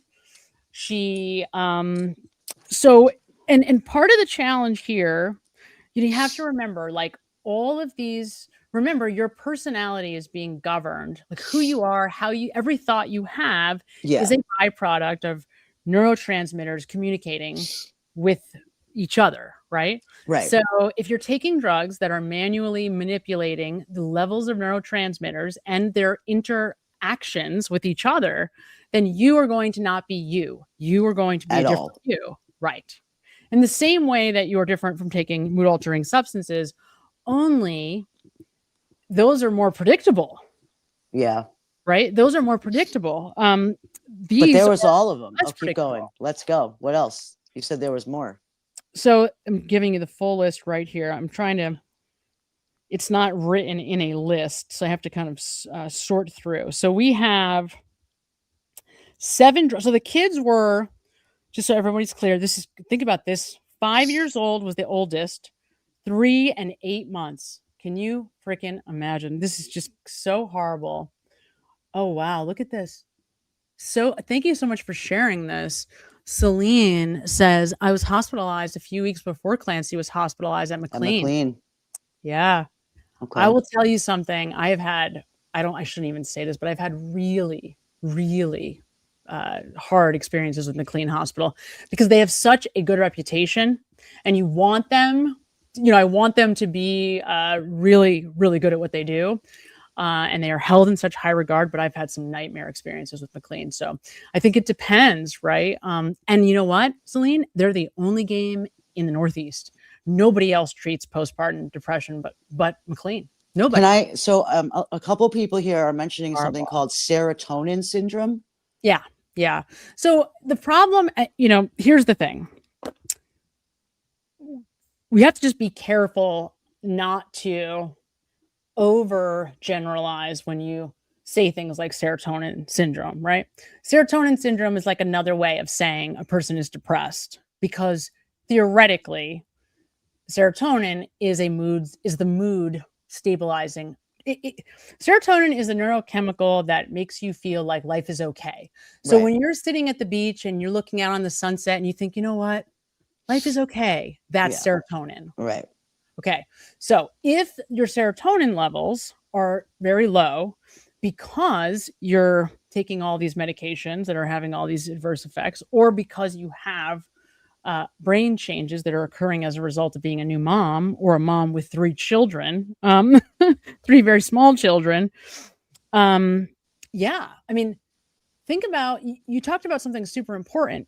You have all of that underlying physiology stuff, but then you have the pressure. I remember how crazy I got because I couldn't breastfeed after 6 weeks. I was literally online looking at black market breast milk because of the pressure that I felt to breastfeed. Mm-hmm. Like I thought I was murdering my child giving her formula. That's how I know you had a hard time. I remember there. Ridiculous stuff. You know what I mean? Yeah. Yes. But that is a big part of it. But I'm interested in this. A few people are also talking about this, the difference between postpartum depression and psychosis. But this is a good way. She says, yeah, absolutely. Postpartum depression is like you want to walk down the street and not come back. Postpartum psychosis is like you want to murder everybody. Okay, that makes total sense to me. I don't know that I didn't clarify that. I'm sorry if I didn't actually speak to that I don't at think we all. spoke, but yeah, that could have just been like me and my, that's why I call. Well, I don't that's think it was why that's either. when I call my sister, because she My knows. understanding, and again, I'm new to this case, so I admit that 100%. My understanding is that she was diagnosed with postpartum depression, not psychosis.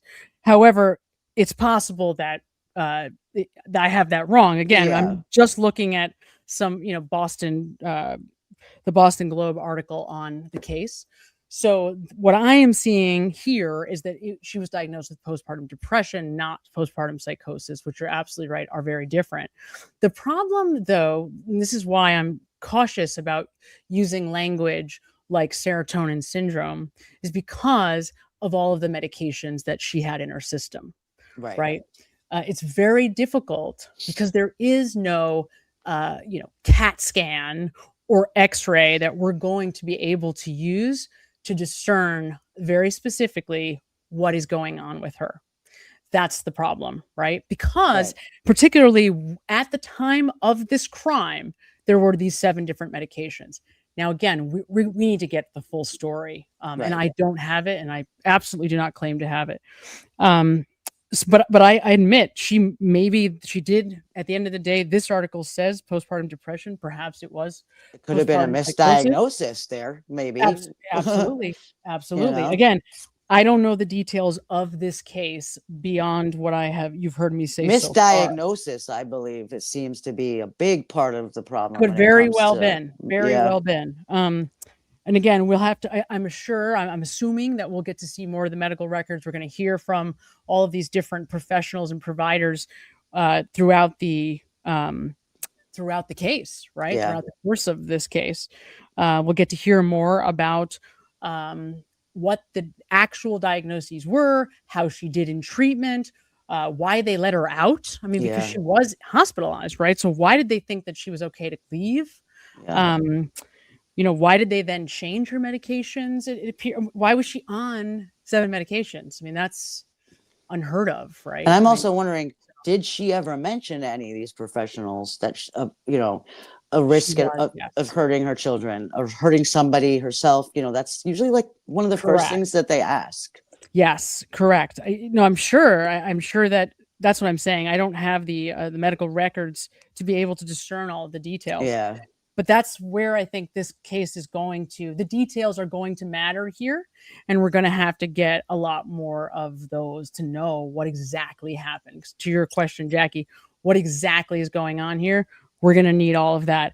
Yeah. So she had antipsychotics, anticonvulsants, antidepressants. She was on benzos too. Wasn't she taking Ativan or something? Well, that's the thing. It wasn't in her system, maybe? I heard that, but I don't see that in this test. Okay. So I'd have to go deeper. That's interesting. She had, so there was 3 different antidepressants, an antipsychotic, the Seroquel, 2 sedatives, and an anticonvulsant. Now, I don't know, anticonvulsants can often be prescribed for mental health reasons, so that may not be unusual. That may not be anything significant. We don't know how long she'd been on these medications. We don't know whether she was coming off of some and being titrated up on others. So all of the details are going to matter here. And we're going to need all of that information, as well as, and there's something else I'd want to know about this case specifically. And again, I don't know anything. I'm totally guessing. I'm speculating. I would want to know, how did she do in the first 2 pregnancies? Was there postpartum depression prior? Because most of the time when somebody has postpartum, there are signs of it. It's consistent. Yeah. It's consistent. Yeah. So she may have had depression before. Did she have mental health struggles before this?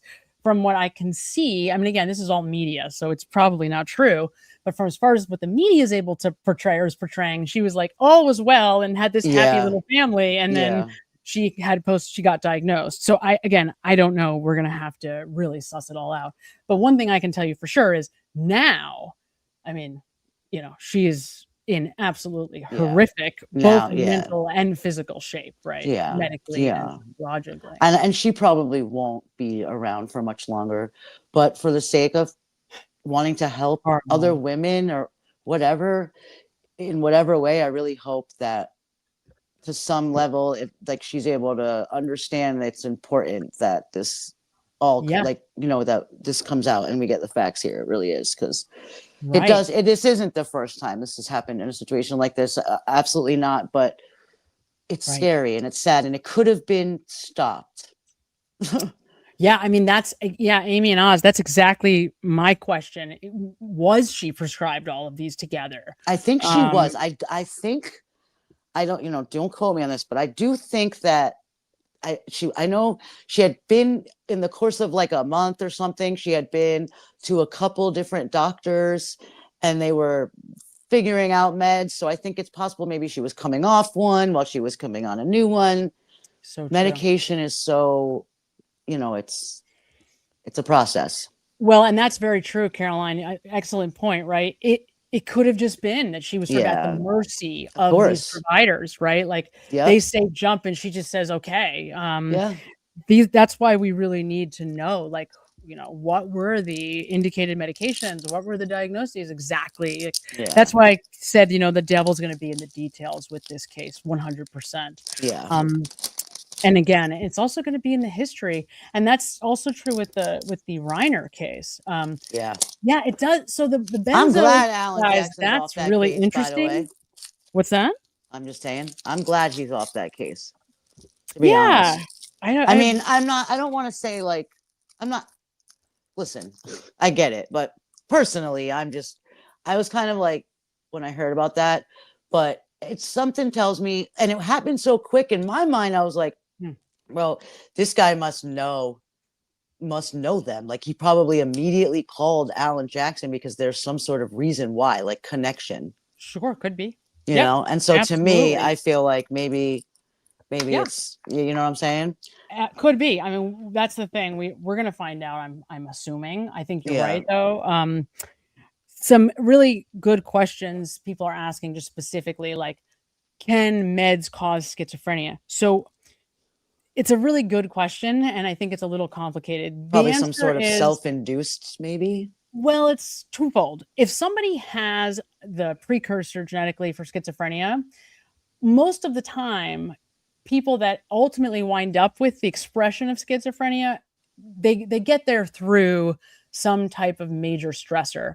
But that happens almost always between, you know, it varies between males and females, but let's say approximately around 22, right? Varies, like I said, with some variability, can happen. Typically, the reason why that time of life would be the time that you're going to see it is because there's a combination of like big hormone changes with big stage of life changes, like leaving the nest, right? 18 years old, we go off to college, whatever. We also see people abuse substances away at college. So certainly, if you have a genetic predisposition for schizophrenia and then you start using marijuana, plenty of times that has, you know, induced the genetic predisposition for schizophrenia. So in that case, there's often, I don't say always, there's often indicators that there's probably some challenges, although they're not finite. Like, you can't really put your finger on what they are. Sometimes it might be learning challenges, attention challenges, all kinds of possibilities. People that maybe have a spectrum diagnosis. But that's different from substance-induced psychosis, right? And so, to the person who's speaking earlier about postpartum psychosis. So these are different, and although they might, like, to an onlooker, you might look at someone in a manic episode and you might immediately say, oh, that's somebody who's schizophrenic, right? Or that person might just be coming off of a very serious methamphetamine binge, or that person might be in withdrawal from heroin, from using heroin for 2 years, right? So the expression behaviorally can look like schizophrenia, but the question is, like, what is causing that expression? That's kind of the nuances that we're in. That's why when I say the devil's in the details, it's really going to be in the details, because we don't have enough information to discern what is actually going on, right? Do we actually see schizophrenia with Nick Reiner, or is this psychosis that was induced by heavy drug use or heavy psychiatric medication? We don't know. We don't know. I'm But wondering, I see not everybody's uncommon. talking about Kelsey right now. Right. No, I heard today Melanie was talking about Kelsey. Yeah. Yeah. Yeah. A little bit. There's a lot going on. That's all. Oh, so Michael 6674 asks, were all 7 prescriptions from the same doctor? That is what I was asking also. Yeah, I want to know that too. I don't know that, and we don't know that because the only way, all that we know is that there were these 7 different medications in the bloodstream. That's how we know they're there. We don't necessarily, we're not seeing who the provider But we was. also, and the other information we know is that she was she was reaching out for help. There were doctors Right, that she was were out in prescribing clean. her medications. Yes, but she was it out was and clean. right. Yeah. Yeah. Amy and Oz says, Sam, do you prescribe medications? Not yet. Not yet. Maybe eventually. It depends on how much school I want to stay in. Maybe eventually. Trust me. Depends. Maybe we're Sam not there yet. She doesn't go. She don't know how to live without being in school. People. Maybe She likes to learn. Not now. But I'm lucky to have gotten to work with really amazing psychiatrists and had partnerships with my clients over the years. Not everybody gets that, and if you don't have psychiatrists that's so important. It's so important. Oh my God. It is so important. It's really, hard to really find. important. It's hard to find. Very That's why it's hard like to find. she went to a couple different ones, and it's like I don't know. I'm glad that you're talking about it though, because it's very important. Yeah. And Yeah, this definitely, like, this one kind of like hit me a little because it just seemed so. It was scary. It's scary. It seemed like the mom next door. Everybody could have been anybody. And I agree with you. I didn't feel like, it's some like awful psycho mom. No, I would never be know. for whatever reason. I felt like something went terribly, terribly wrong here, Right. And that's, I think that I hope we do get to see what happened. Because I think to your point, it is important. Like you're right. There's so much pressure on moms. People do not have an understanding of the gravity of having a baby and how it changes a woman's body and brain and mind. Yeah. And life. These are all in life, right? It was so traumatic to have a baby for the first time. And we just take it for granted. Everyone has babies. We were all born. So we assume that we're all just should be able to do it. No problem. Yeah. And then when it's so much harder than we expect, we think something's wrong with us. Yes. Why aren't and I are afraid? A lot of women feel like that. And they're afraid to come forward to tell anybody. And then, but if that's the thing is, I feel like maybe it was, she should have done it earlier, but this is one of those cases where she really was like trying and sort of saying something's not right here for like a good amount of time. And so this one just blew my mind. Well, and the same thing, I think you're right. There is a lot of crossover with the Nick Reiner situation because he too was in the system. Like she was just he's an addict though. He has struggles with addiction. Correct. I haven't heard. I mean, and you read the medications that were in her system. I mean, she didn't even have marijuana in her system, did she? No. She's not an addict. Yeah, so I don't think addiction plays here. I mean, that's very different. But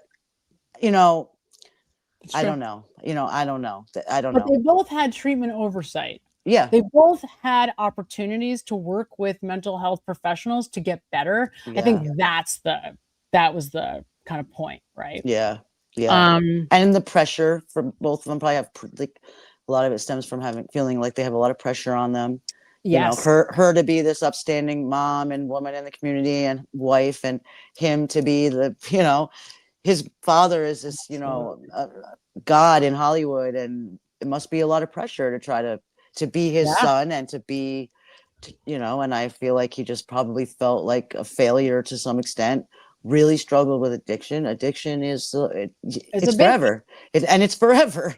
Yeah. It sucks. It's forever. And and it sure is. I have a little less sympathy for him, I got to say, but that makes sense. Yeah. I mean, yeah, of course. But I'm definitely glad AJ decided to bow out of this one. I was kind of like not, Totally. I get that. I know being a juror on this case, I would love it. Point. I just want to be a professional juror. That's like, like, where is that job? Because I would be so good at it. Like, I'm telling you, I would be so good at it.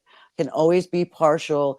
I believe in the evidence, like follow the evidence. Like it's so important So to have people and to be people that can do that and spread that sort of message, you know, because Okay, you wait just a don't minute. know.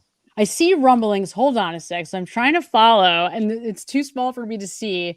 So there's something unfolding, and I can't tell what it is. Oh, by the way, I love you and Emily C together. You guys are good. You guys Emily. are cute. Yeah, she's really cute. Emily is the best. Yeah. Okay, so I'm trying to see if like I can't tell. Like sometimes you can just tell there's like rumblings about something happening, but I can't see what it is. We'll have to find out. Oh, someone saying like postpartum was the most sadness I ever felt. That makes me like that Oh sucks, my man. God. I hope that I hope that you and anyone else can, can get, got the help and get through it because it's Well, really and, hard. like we have to talk about it because, like you said, We it's do. like we all just feel like we're so alone. And I you know can't we tell really, I anybody do. about I it. do so bad Horrible. sometimes. Absolutely horrible. I get it. Yeah, I think I think we really all do get it. I remember talking a lot about this when my daughter was like up until she was 8 years old, because I just couldn't believe how hard it was to be a mom. And I couldn't believe that nobody ever warned me. Nobody ever told me, Sam, you are going to be like, holy shit, this is like the hardest thing you could ever do. I Like, I know. couldn't believe that nobody ever said that. I And also I couldn't feel like believe I felt like nobody ever told me the truth about the actual pregnancy either. Like moms are like, it's great. Like you're glowing when you're pregnant. It's all great. And everyone just I holds know, the right? door for you. I know. And it's like, I was miserable. I know. It was awful. You puke for the first 4 months. No one even knows you're pregnant. So no one's holding doors. They just think something's wrong with you. Right. And you know right. what I mean? And you really don't show enough to where people can just like be okay assuming you're pregnant for like the last 2 months. It's just it's tough. I mean, listen, there are, for the women that really enjoy it and love it, good. I'm jealous. I wish it was hard. It's hard, it was hard. And I had a COVID baby, so I had to do it during COVID the second time. Even harder. And that was, talk about alone. Yeah. And having to really, really, really be focused on mental health. And I mean, I was like zoned in on that. That was my whole life, or else I would have been really screwed. But Totally. So Heather Begwa, I love this. I don't want to be insensitive to people, but I don't understand the instant snap from Lindsay. She knew it was wrong, or she wouldn't have sent the husband away, right? Well, I don't know if so. These are really great questions, and I think these are this is the crux of these cases. Yeah, absolutely. I'm not so sure she sent him away because she knew it was wrong, but rather she knew he would stop her. To me, that was an action of, I don't want to be stopped. Like, I want him to go away so I can do this. Right. It wasn't, yes. I think it was just, that's all it was. I don't think it was like she couldn't have done it with him there. Right. Right. Of course. But right. I don't know. But I think it's okay to be a little insensitive, though. I mean, what she did was horrible. Horrible. I don't want to say like, I mean, it was horrible, and it's really hard to be like, to have any sort of sympathy or empathy for this person at all in any way. But there's we're trying to understand. Right. Trying to understand. And I'm sure so. Why would that happen? Why would this happen? Because it seemed so off. It didn't seem like one of those just, I'm done with my kids kind of situations. Absolutely. So Celine says here, McLean is so hard to get into with the weight. So they encourage movement inside to open up rooms. Food was awful. I have FND with DID, and nurse was puzzled when I had a dissociative seizure there. Wow. So yeah, I mean, it's funny because I actually have an associate who was there in their postpartum program, and it was life-saving. I mean, really life-saving. Then I had another person go into the same program and had an absolutely horrific experience. So, it speaks to, number one, that not everybody needs the same thing. And maybe not everybody even has the same thing, to the point that someone was making earlier. maybe we're using labels that are archaic still. Like maybe we don't postpartum depression versus psychosis. Maybe there's also something else that we don't even know what it is yet, right? Yeah. Like for example, alexithymia. I have learned over my experience, this is a very serious and a very real mental health condition that is not in the DSM. How is that possible? How could this not be in the DSM? But it isn't, right? So I think there's also, you're going to start to see with one of the things in mental health with AI that most people don't know about is there's a lot of advancements in our understanding of how the brain is wired through artificial intelligence and the research that they're doing out of certain hubs. And I think we're going to start to see some pretty serious advancements in our understanding of not only how the brain works in mental health as a result, but also how the interactions between neurochemicals and neurochemistry also are so important in our behavior, in our mood, in our thoughts, right? Because it's true, right? And you hear people in the chat talking about it. You become overwhelmed, right? It almost feels like someone's taking you over, overwhelmed with sadness, overwhelmed with desire to hurt maybe yourself or somebody else that doesn't feel like you, right? I mean, that's and even if that doesn't happen, when you do have a baby, your brain changes. Yeah, physically. totally. Absolutely. Right. So you become absolutely, your brain is changing so that you become so obsessed with your child that you literally will put yourself in front of a moving car to protect it. Right. And that's what the reorganization is for, right? So think about how intense that is by itself, even if nothing goes wrong, right? Best case scenario, you're being programmed to be obsessed with this thing that has never been in your life before, to the point where you will literally put yourself, you will kill yourself to save the child. It's crazy. It is. Yeah. So I think it's wonderful, and thank you so much, Celine, for being vulnerable and sharing. Because I think, we've got to be able to start these conversations and to talk about it, because otherwise we're never going to learn, right? Yes, that's important. And I saw Emily said in the chat too. It's important for the men, for the men to understand, and like just to be able to even like identify it, or I'm glad that the husband isn't like just running away. I'm sure he's wants to understand too. Yeah. You know what I mean? So it's like, I'm glad that, like, I think that this could be like a good case to sort of represent this type of thing. Yeah. Let's see. I hope it doesn't. Very, very interesting. Yeah. It's a tough one. It is a very tough one. Liz Rose is saying, I hope everyone saw my chat. I did extensive research on methylation and methylated vitamins. And when I read the issue with folic acid, I couldn't believe it. So I wish I got a chance to see that more extensively. I actually have some awareness of methylated vitamins, but more so in my understanding that they're important if you want them to do anything at all. But I would love to know more about that. Here it is. Okay. Methylfolate. Wait. Oh my God, you moved.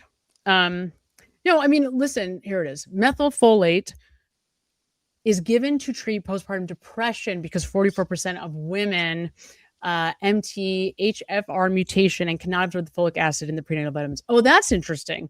So you're saying that there's some type of possible relationship with postpartum depression and whether or not women are getting the folic acid that they need, period, is ultimately what you're saying. And that the methylated vitamins may be able to support that moving forward.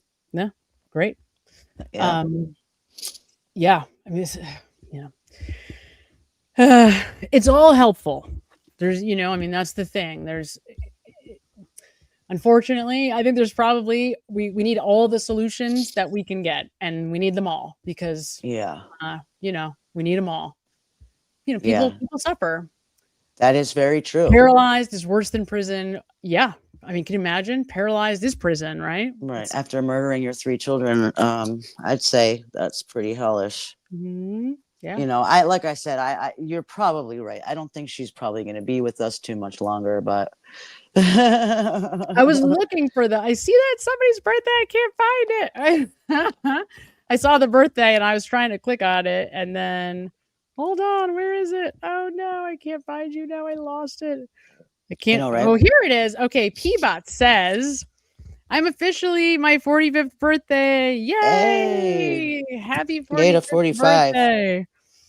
That's a big age, 45. I feel like 44 for some reason. I feel like that's still you're like still a kid, but 45, I feel like you made it to the do other you side. think that is that really how it's going to be for me? That's how I think about it. I don't know why. I have no idea why. 34 and 35, same thing. 24, 25. I feel like that number, once you get Okay. over the 4 in any decade, you sort of graduate to like the next level.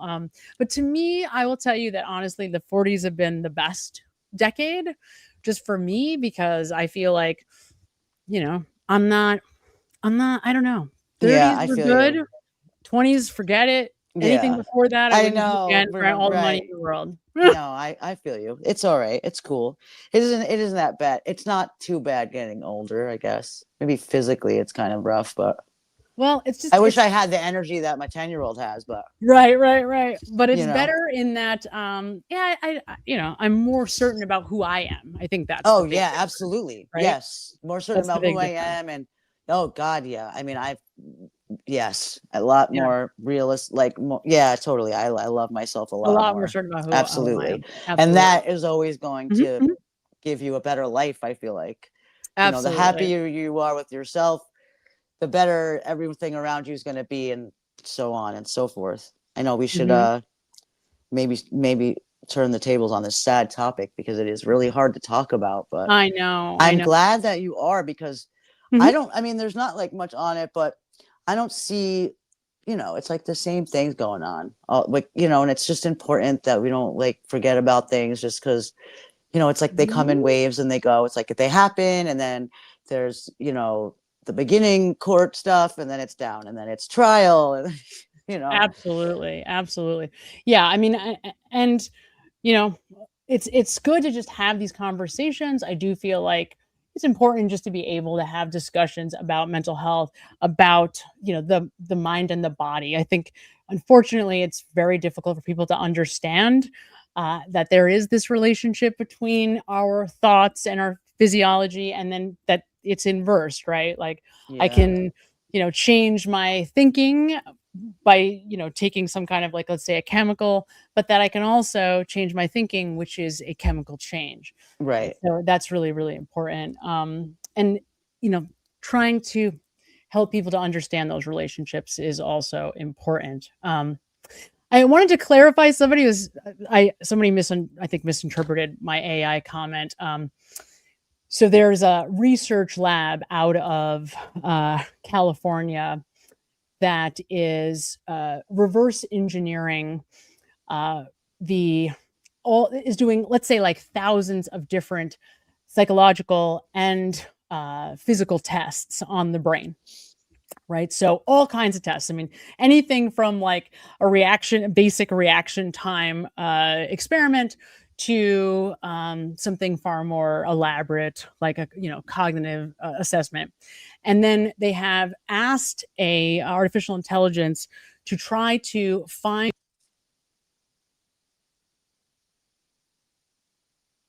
Sorry, You're back. Okay. Is trying to find the formulas that allow for all of these different reactions in the brain, right? So in other words, what they are finding is that there is kind of a formulaic structure to how a brain functions. The problem is that we do not yet have the language to understand it. Right. Okay. That makes sense. But that advancement, our capacity with artificial intelligence has allowed for our understanding to advance.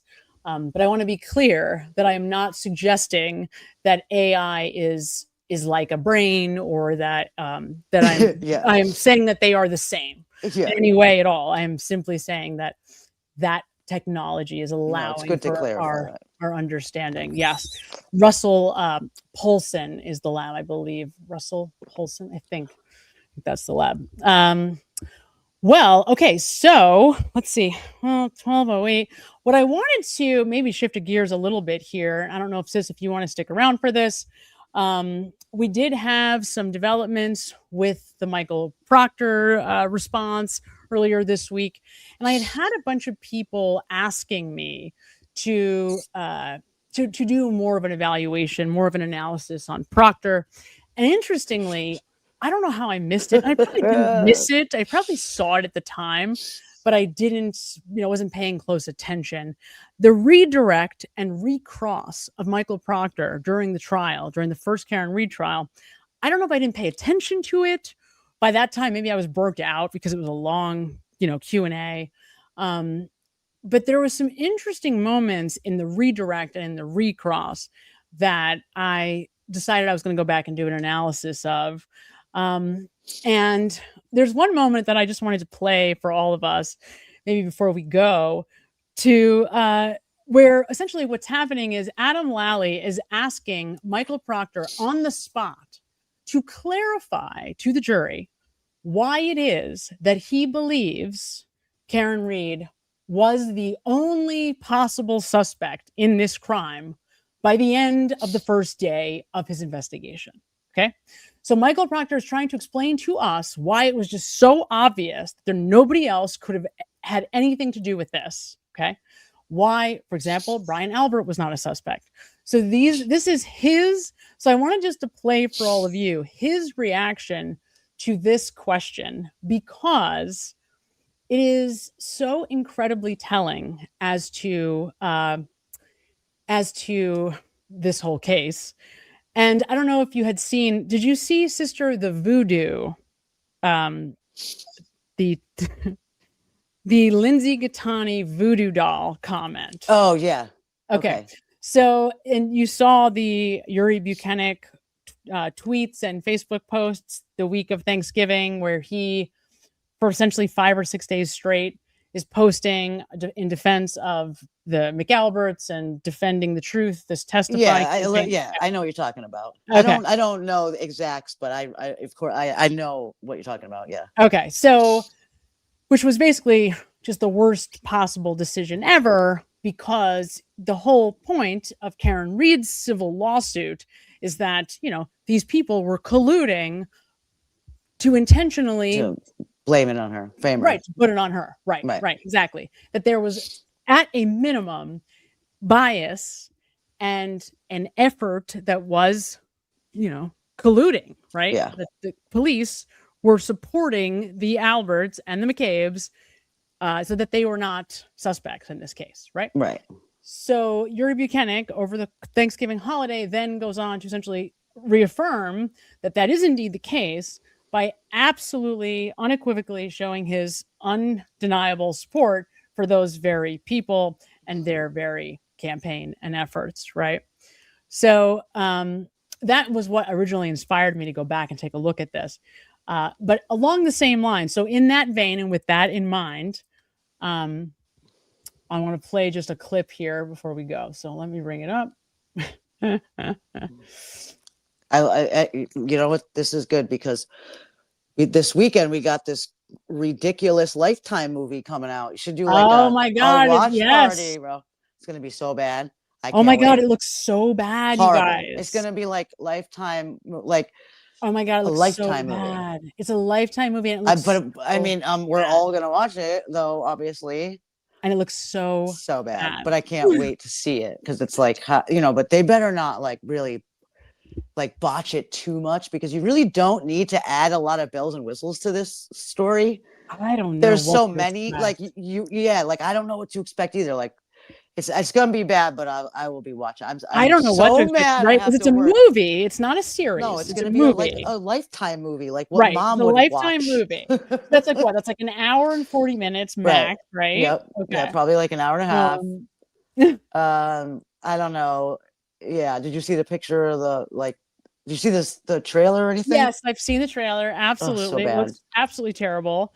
I don't like from what point of view, like I always wonder, like, how do you I think it's supposed to be. I mean, she was acquitted, so it has to be from the view of like in like that is innocent.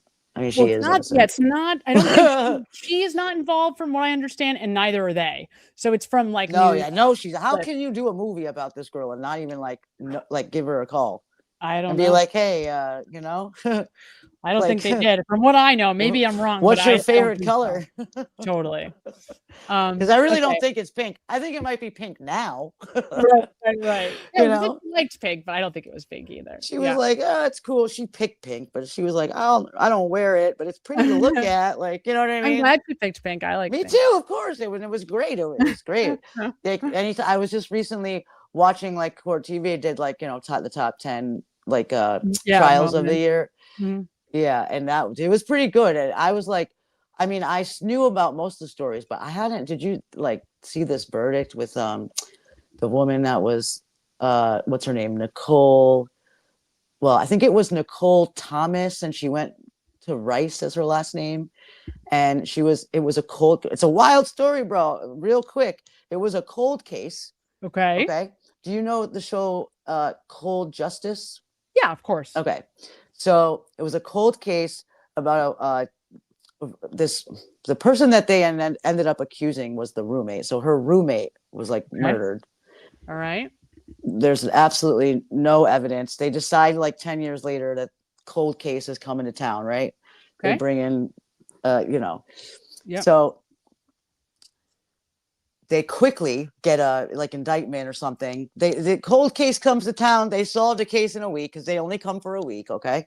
Yeah. And they bring it to like whatever, and it goes to trial. This was last year. I think, you know, at the time, people like you and I, our entire lives were consumed with Karen Reed and all of that. So I think maybe that's why I wasn't really sure what was going on, that I had never seen this. Interesting. She goes on trial last year. She gets acquitted. Okay. But when the verdict is like one of the greatest things I've ever seen in my life. Like they celebrate like they are like they are at the Super Bowl and it is their team like winning.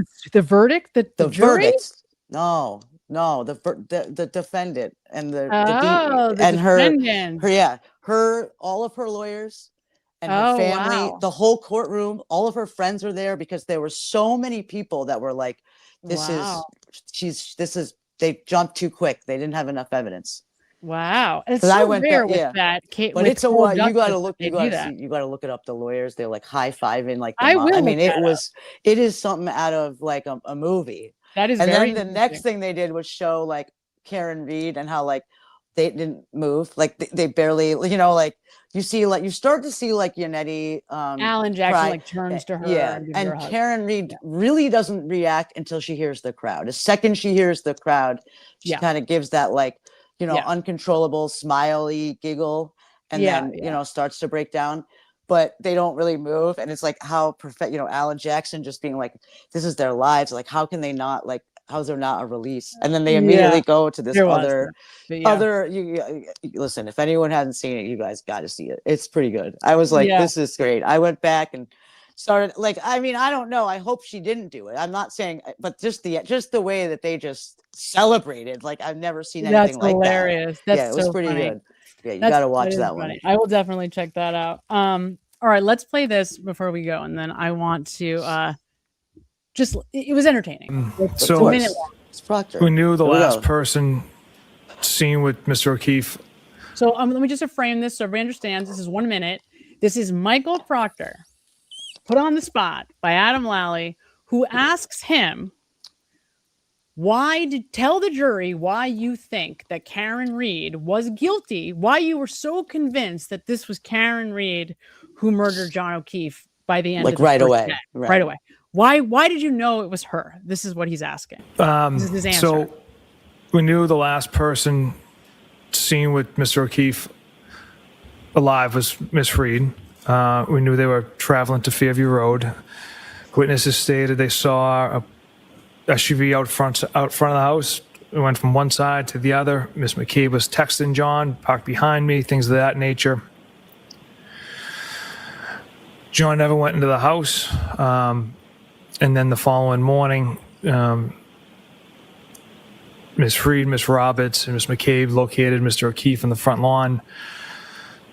I observed those injuries at the hospital. The one sneaker.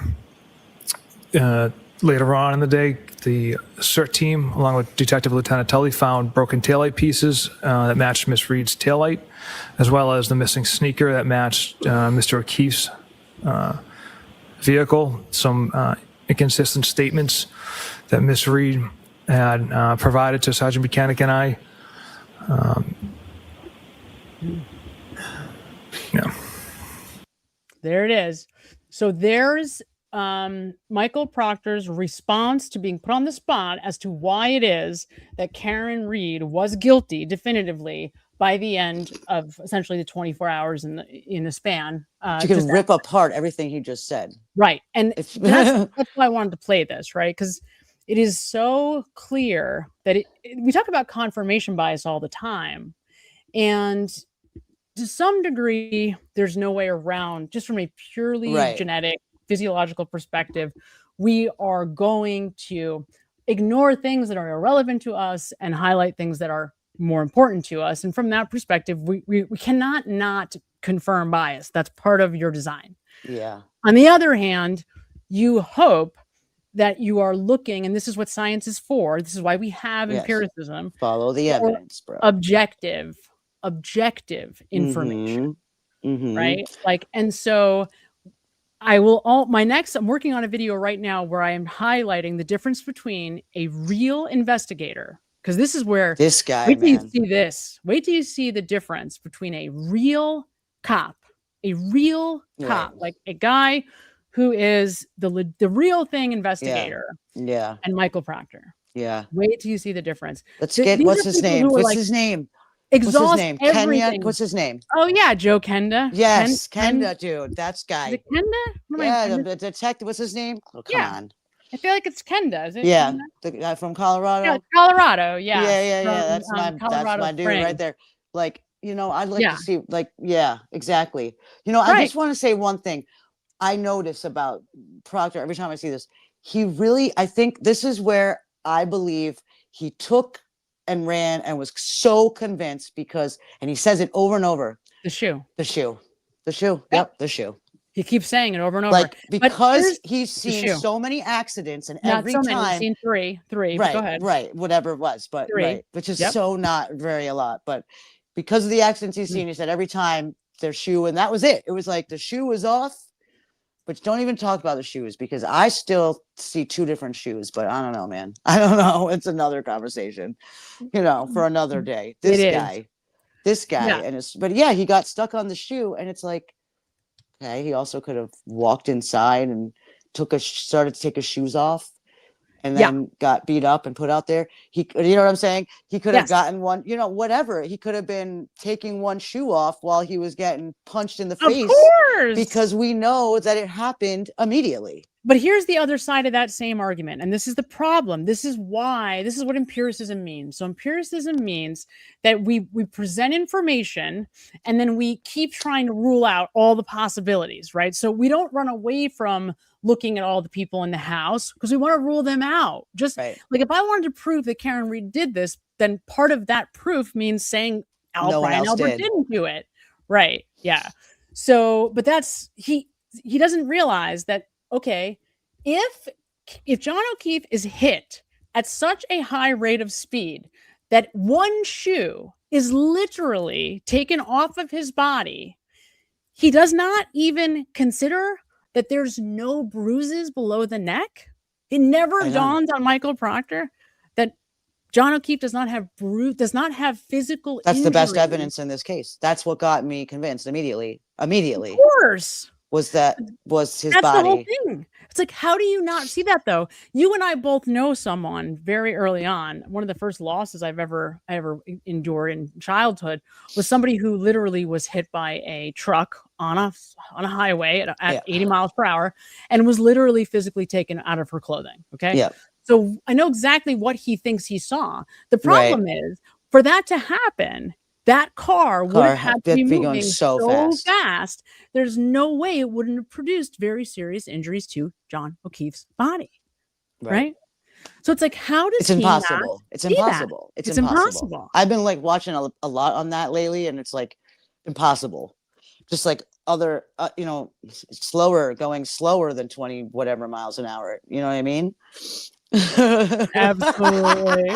What do you mean? The only way I take my shoes off every day is getting hit by a car. Is there any another way to get them off? I mean, seriously. And how about the fact that he was perfectly perpendicular? Like, now that, and this is and there's so many things here. We could talk about this all day. But the fact that when you look at where the body was, so one of the big discoveries for me was realizing that we have actual images of where John O'Keefe was found. Like, that was huge for me, right? Yeah. You can actually see that he only has one shoe on. You can see his sock, okay? Yeah.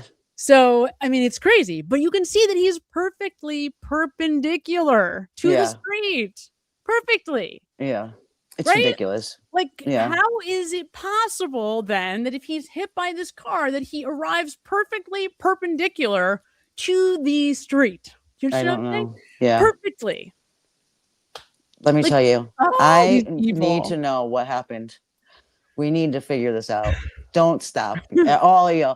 I mean, listen, I know some people like, I've been hit by a car. You gotta get it up. I know, right? You know what I'm saying? Very funny. I had a friend that was hit by one of the in Boston. Yeah. MBTA buses in Boston got hit by one of them, and she didn't lose her shoes. She was hit. She's okay. Yeah. You just can't make it up. Like, how did these, this guy. And then when this guy's given a chance to say, hey, you know what? I made a few mistakes. Yeah, he go back and correct them. He says, no, I wouldn't do anything differently. He doubles down, just like the rest of all these people. They all do. They triple down. Wild. They're in. They're so in. And can somebody blow the whistle? My money's on Nicole. Thank Nicole, you. come on, Nicole. Come to the other side. Blow the whistle. He's never going to blow the whistle. No way. Absolutely not. No way. Because think about it now. So me and Loophole Lawyer get into this fight constantly. Basically, every time we speak. What, the Colin Albert fight? No, well, it's along the same lines. Like, he's very strong in his opinion. He's very strong in his opinion, which is right. I mean, we're right. all on board. We're all on board with Higgy Bear. But I believe there to be multiple crimes, right? Like, he's just looking at like who killed John O'Keefe. Right. Yeah, totally. And I'm like, okay, but then there was another crime, which is after this man the was cover. murdered, The cover there was a deliberate effort to not only hide who did it, but then make it appear as though a woman who was not guilty did it. But I think those were two different things, because in the beginning, I don't think that's what they were thinking. Right. Not at the night of the crime. It was like an opportunity came. She went, she is who she is, and they took advantage of that. Right. You Straight got up. The next morning. The next morning. And somebody like Carrie Roberts and Jen McCabe, and they're supposed to be these like, we're proper moms, and we don't act like that under any circumstances, when the only person who acted normal in this was Karen Reed. Correct. Just the crazy. I mean, of course, also they weren't looking at their dead loved one, like boyfriend, like Carrie says partner. that a lot, by the way. Carrie Roberts continues to say that even now. She says that all the time. Says right? what? Like, that she was acting crazy. Yeah, I don't fault her for acting crazy, because who wouldn't be acting crazy? That was her boyfriend. She says it over and over, even today, even like last week, right? I know. Which is interesting, but she still seems totally dead set on the fact that she did it. Well, because of course listen, if you're Carrie Roberts, Jennifer McCabe has made herself your very best friend. Yeah, that's true. And what are you going to do? You have allowed this woman to be your very best friend, indispensable to the O'Keefe family, to John's children. Okay. So what are you going to do? I mean, how could you ever allow yourself to consider for a second that anyone else is guilty of this crime besides Karen Reed? If you're Carrie Roberts, how can you not? But how could you ever allow that? How can you look at the picture of John's arm and not go, in some shape, way, or form, a dog or some sort of animal attacked this dude? Everyone I show, hey, here's a picture of a guy's arm. What do you think happened to it? Well, I don't know, an animal. Literally every time.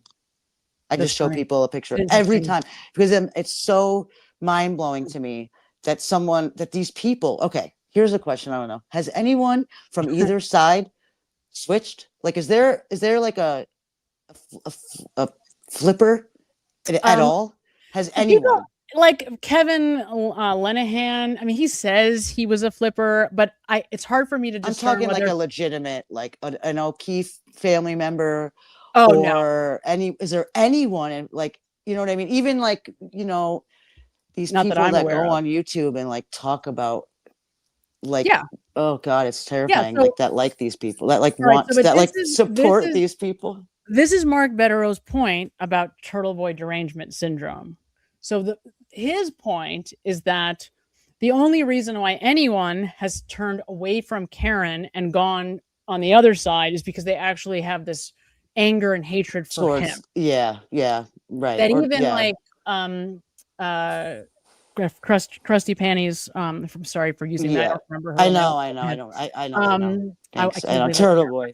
Katie, what's her name? Sorry, guys. My brain just froze for a second. What is her name? Why am I blanking on it? I can't remember, but I know who you're talking about. I know exactly. Even she, from what people have shared, she was, hugely supportive of Karen. Okay, Reed. That's right. And then had a big falling out with him and went to the other side. But does that necessarily mean? But is that really based on? Thank you, Kate Peter. Is that really based on like belief or like just like these? I want to like it's now become something else. Like it's you're either on this side or you're on that side. Like we're some sort of like war, like like. Wait, say that again. I don't know. Say it again. I believe that they thought Karen responsible. Go ahead. No, I'm just saying like I don't know that like if that's not because. Well, she now believes that Karen Reed is guilty. Like you said, it's because she just doesn't, she wants to get back at someone or I'm going to go to this side. I just like, I just think like it's just so bizarre. I need, Brian Higgins needs to be indicted for like second-degree murder. We'll give him. Like, can we at least? Can we agree on that, please? That's what would have always happened. The fact that they couldn't have just accepted that from the start is really part of the problem. This is what part of what Vince and I fight about all the time is that why didn't they just, if the two of them, let's say Brian Albert and Brian Higgins went right away and called the police, all they would have had to do is say, this guy came in and he was swinging at us. Right. They were an ATF agent and a reputable Boston police officer that everybody was afraid of, right? With ties all over the community to every cop in the world. They couldn't have just gotten away scot-free. Of course they could have. I know. Yeah, they could have. Like it would have been right. Yeah, it would have been. No one would have known about it. She wouldn't have been on no TV. Nothing. We would have been. You know what I mean? It would have been some like Boston-based like crime if you may have known about. Right. Like, if you were a local. Maybe. Yeah, and you probably not. You wouldn't have even like blinked because it would have just been like, oh, but yep. I honestly believe because of the type of people they are. Right, but because of the type of people they were, there's no way they were going to do that. Oh, that's interesting. So Lindsay 2AA2 gives us an answer. She says the rumor had it that they didn't want to lose their pensions. Oh, okay. Okay, that makes sense. I mean, it does, but it's like, would they have lost their pensions if they were not fired? Right? Like if you're found to have not done anything wrong, then you wouldn't have risked anything. They didn't do it. There would be no crime. Right. You know, I mean, I get you're of course you're right. Yeah, maybe. I mean, yeah, it would have been rough for them. It wouldn't been great, but it certainly beats this crap. Oh yeah. Absolutely. They would have had a much easier time. Literally, there are now people's jobs to just make sure that we don't stop talking about this because it's not over by any like I can't stand people that talk like that. Even like, people close to us like no. This is and it's like come on. They need to indict this dude, man. So forget everyone else, but let's get some answers. 100%. Come on, dude. Seriously, you don't think that there's enough? If there was, what happens when they get a whole new guy, a whole new DA, and a whole new office? What about when that happens? Then they're really screwed. I know. There's Well, no that's- way that there isn't that whoever gets into that office. I wish Why I do you- lived out there and I Jackie, could vote why out do you there, think man. that there's the Testify campaign going on now? Right? I mean, why do you think Right. there's this big effort, this full course effort that's very deliberate to try to change the narrative right Yeah. now? Yeah. They have their little propaganda team that is failing, but nonetheless Yeah. exists to go out and try to say that there's something else afoot. Because, I mean, once Morrissey's out, which is, Yeah. did I he mean, even- that's how a is he lot of these running again? like cases, like Of course, that's how a lot of them decades later. Yeah, yeah. New and DA. They know, and they'll like, immediate, and then they get the new DA, and he's like, "Yep, this my number one thing is going to be to, I Clean can't up imagine, this. yep, Yeah. that this. How can then? It doesn't matter. It doesn't even matter. There's no way that the next DA doesn't have some responsibility on their shoulders, to deal with this. You Yes. know what I mean? 100%. Yes. I mean, And obviously, I saw, by the way, Jackie, to your point, I saw that Karen and her the entire defense team donated to Adam, what's his name, Leach? Is that right? Oh, really? Yes. To So they, his- that's Deitch, awesome. Deitch, thank Deitch, you, Adam Deitch, Deitch. yeah. So they came out and Yeah. yes, they all endorsed him, and I think they gave like $1,000 or something to his campaign. I don't see how that guy doesn't win at this point, but No, but I mean, obviously anything is yeah. possible. Yeah, I that's going to be a good day, man. That's going to be a good day. Yeah, but to that point, I mean, here's my theory. This is why I think, for example, that Chris Albert made the decision to be on the select committee, because they were thinking about how can we stay local and still protect ourselves, insulate ourselves, so that further on down the road, even if we're not protected by Michael Morrissey, we're going to be kept in the loop about changes that are coming down the pike. Who's going to be the new, police chief in Canton? Who's going to, staying in the like political fold. So I think that was part of the motivation for Chris Albert to make the decision to get into politics, right? A guy who had been essentially in a kitchen his entire career at that point. So I think, I think these guys were even thinking that far out. Like what happens when the DA is not here anymore to protect us? They probably should. I think they are. Yeah. Higgins better be heading to Vietnam soon. Yeah. That's very cute. Couple other things, just because it just came to my mind right now before we go. So regarding Colin, interesting. I saw that. So first of all, and I don't know if everybody knew this, you may have, I don't know if I knew this, that he dropped out of college like within weeks of when the feds had come to school to interview him, I guess. So that was, I think, all around the same time, April, I believe, of 2023. That's not surprising at all.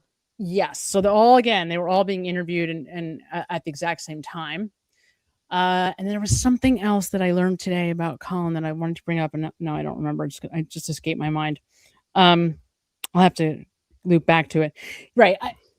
To me, again, there's multiple crimes now. There's the murder, and then there's these crimes that are right, like piling on afterwards. Piling on afterwards. I mean, the only crime that's been really acknowledged is this Proctor. Yeah, and the thing about Listen, Proctor banned is from law enforcement. I'll take it because I don't think he killed anybody. Agreed. I think I think he legitimately thought she was guilty and was just trying to make it easier. But you can't. He believed he was doing the right thing, right? Which is, and now he's got to stand behind it, and it is what it is. Guy got what he deserved, and that's cool. Now we got to keep doing. Now it's just let's keep going because it's just unbelievable, this story. It blows my mind still every day that it is. I know. It wouldn't, because there isn't a day that goes by where like somebody or something usually doesn't come on. I mean, yeah, of course. I mean, like the only thing that I watch on television is like, YouTube stuff. Yeah. Court TV, Peter,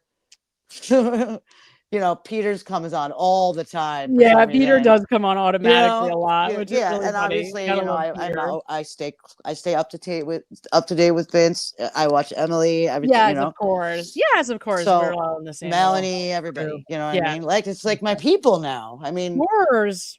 That's it. I don't know. Like it. Like who has time for anything? Yeah. I mean, God knows, right? It's like you watch it's everybody, weird. and then who has time? It's like the life, and then the more that I got into the life, the more the life was coming coming to me. Well, I mean, for instance, like randomly running into Alessi's daughter, Laura, who was so amazing. By the way, she was it was really quite an experience for me.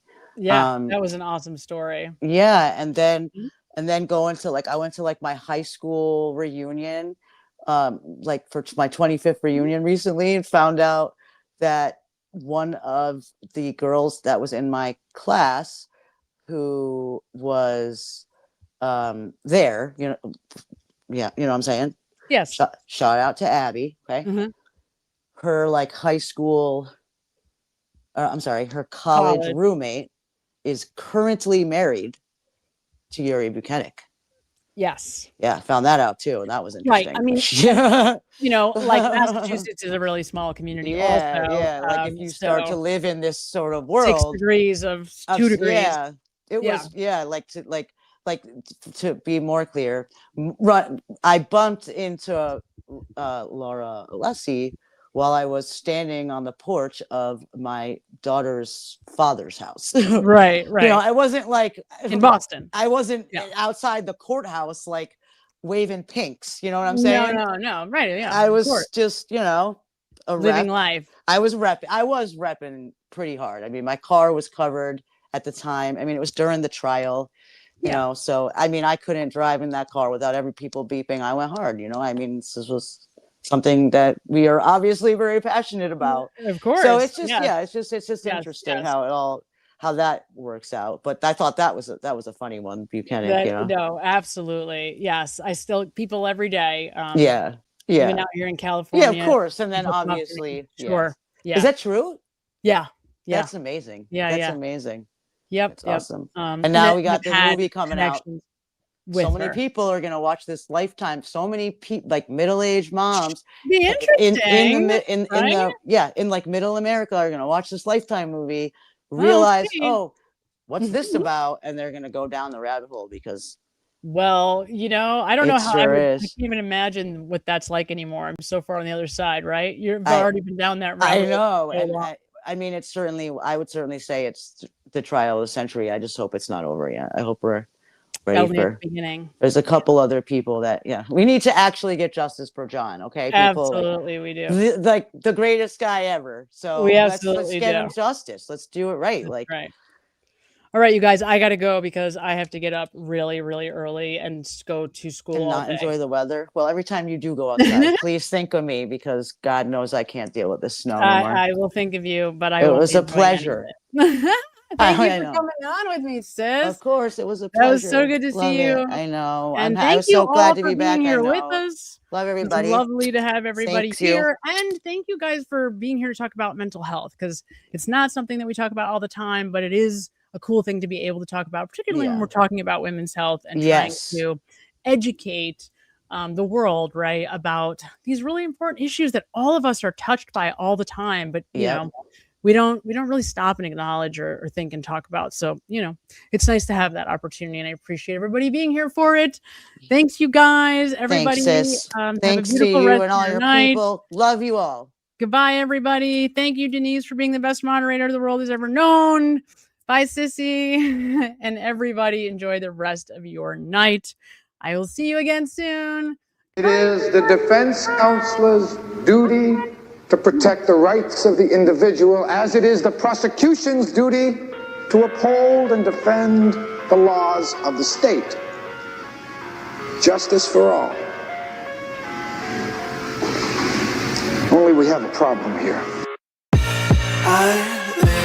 Inside my own world of make-believe, kids screaming in their cradles, profanities. I see the world through ice covered in ink and bleach. Cross out the ones who heard my cries and watched me weep.